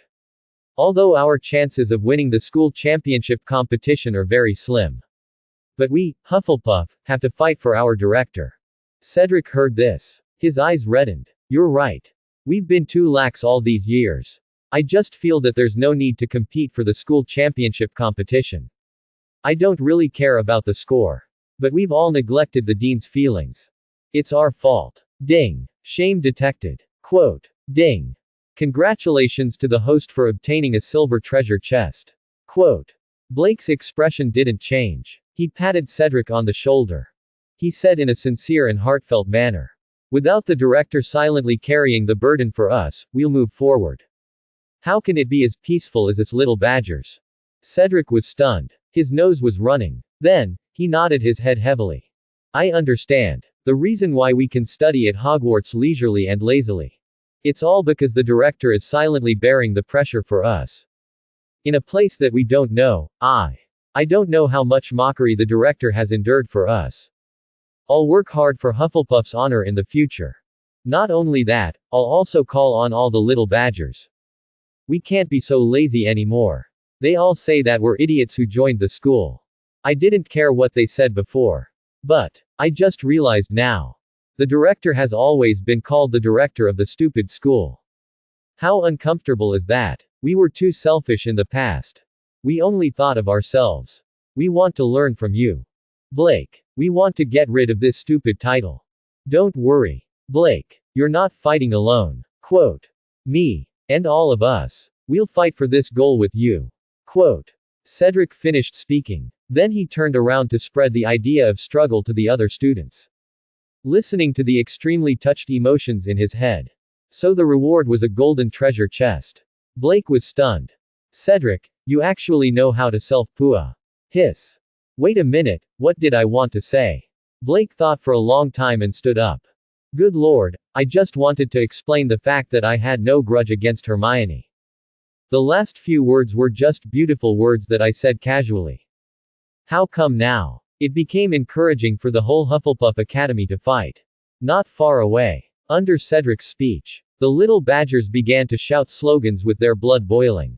Blake couldn't help but scratch his head for a long time. How did things become like this? After dinner. Before 9:00 in the evening. It was free time for the little wizards. They could use this time to finish the homework assigned by the professors during the day. However, because it was the first day of class. Except for the homework assigned by Professor McGonagall to practice turning matches into needles. Professor Flitwick and Professor Sprout didn't give any homework. However, when Blake passed by the stairs where the library was, he saw a lot of Hufflepuff students pouring into the library in groups. Then he also saw Cedric in the crowd. After Cedric found him, he clenched his fist at him, then bent his arm and paused. It seemed to be saying, come on. Quote. Blake was completely numb. It seemed that because of his nonsense, it caused the little badgers in the entire Hufflepuff to roll up. Hey, stop rolling up. You're Hufflepuff. Quote. Blake received a note from Hagrid. She asked Blake to go to her place for barbecue in the evening. This was also an appointment yesterday. Blake touched his stomach. It just so happened that he didn't eat much dinner just now. There was still a lot of space in his stomach. However, when he was strolling toward Hagrid's hut, he found Cassandra at the entrance of the auditorium looking for someone. Hello, Cassandra. When Blake passed by, he casually said hello.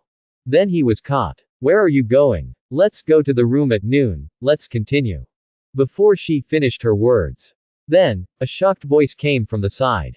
The room at noon. You, continue. Quote. Hermione looked at the two in disbelief. Huh. Blake sighed in his heart. Could it not be so coincidental? Hermione, what if I said we were just growing herbs in the room? Would you believe it? Hermione sneered. Growing herbs. In the room. Quote. Do you think you're speaking human language? Do you believe it yourself? Blake's body was numb. Don't say it. It was so sudden. Don't say it, Hermione.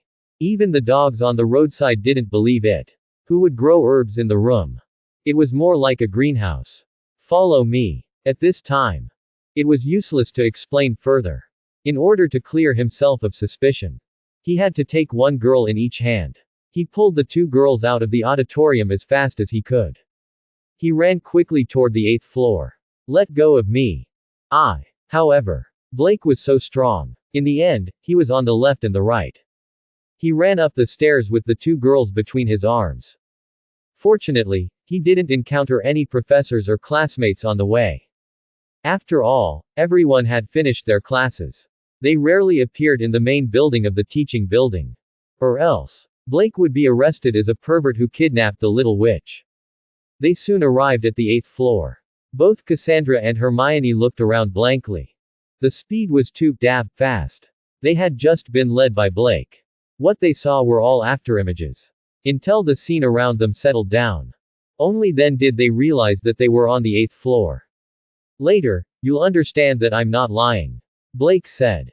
Cassandra snorted softly. In her opinion, there was no need to scare him at all. At noon, she had just been successfully PUA by Blake. She didn't want to lose her temper in front of Blake for the time being. Otherwise, he would say that she was selfish or something later. You're all my friends. It's okay for me to tell you. When I'm not free, you can help me take care of the plants and animals, Blake said as he spoke. He paced back and forth in front of the wall. After a while, a door appeared on the wall. As Hermione stepped into the room of all requests, she finally understood. Blake said that, growing herbs in the room.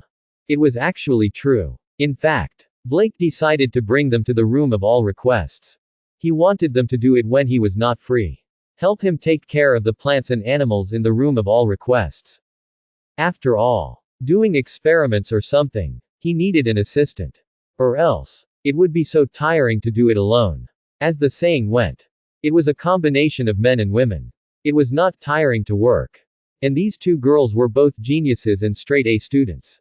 He used them as assistants. Just right. If he asked Neville. Well, although he was very talented in herbology. But using him as an assistant, Blake felt that he might be more worried about, Yi.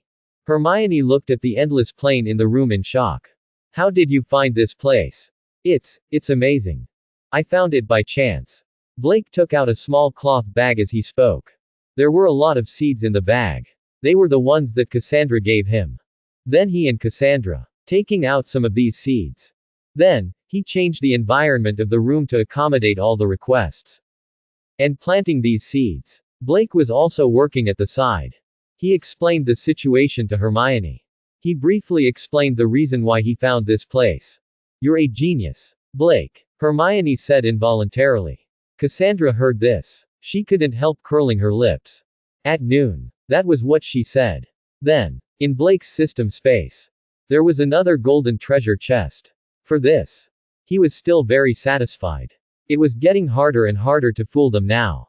Hermione was shocked. She began to take the initiative to help. After she finally finished her work, she asked, by the way, what are these seeds? Well, they're just some very ordinary poisonous tentacles, mandrake grass, China's biting kale. Wait. Hermione looked at Blake in shock. These things, you'll be fired if you're found out. In fact, if they were found out, given how dangerous these plants were, it would be more than just firing. If they were dealt with harshly, Blake would most likely be thrown into Azkaban for a few years. After all, most of these plants were prohibited for sale. Except for some herbal merchants or institutions who had special cooperation with the Ministry of Magic. Others planted and sold them privately. They were all illegal. If no one knows, I won't be fired, Blake said softly. But if you're found out, unless you're reported, it's impossible to be found here. Blake and Cassandra stared at Hermione at the same time. Why are you looking at me like that? Do I look like someone who'll report? Blake and Cassandra nodded at the same time. Well, you do. Hermione glared at the two. Blake slowly approached Hermione. After all, you don't want your good friend to be fired, do you, Hermione? No, I don't want to. Then you'll have to listen to me. Ha ha ha. It didn't take much time to plant the herbs. When Blake arrived at Hagrid's hut, it was only about 7:00 in the evening. At this time, outside Hagrid's hut, Harry and Ronald were already sitting there barbecuing. Oh, you're a little late, Blake. Quote. Hagrid quickly discovered Blake's figure. Sorry, something happened, Hagrid. By the way, I brought two friends. Sorry, I didn't tell you in advance. Behind him, Hermione and Cassandra were looking at Hagrid's hut curiously. It's okay. Blake ideographic period. Hagrid waved her hand generously. The more people, the livelier it is, right? Also, I'm happy that you've met new friends. Hagrid wanted Blake to come. A big part of the reason. She wanted to eat the meat he barbecued himself. After all, Blake's cooking. It was so delicious that she doubted her life. So, Blake didn't just bring 2 more girls with him. Even if he brought 1 more 8-eyed giant spider. Oh, right. Hagrid ideographic period. There's something I'd like to ask of you. Quote. Blake took out an iron cage from the pocket of his hovering cloak. And in the iron cage, a spider that Hagrid was very familiar with was locked inside. You actually brought an 8-eyed giant spider. I think I should go and buy a lottery ticket today. Ding. Unexpected emotion detected. Quote. Ding. Congratulations to the host for obtaining a silver treasure chest. Quote. Ding. Extreme fear has been detected. Quote. Ding. Congratulations to the host for obtaining a gold treasure chest. Quote. Blake glanced at Ronald, whose face had become distorted. Then he remembered. Spiders seemed to be the thing that Ronald was most afraid of.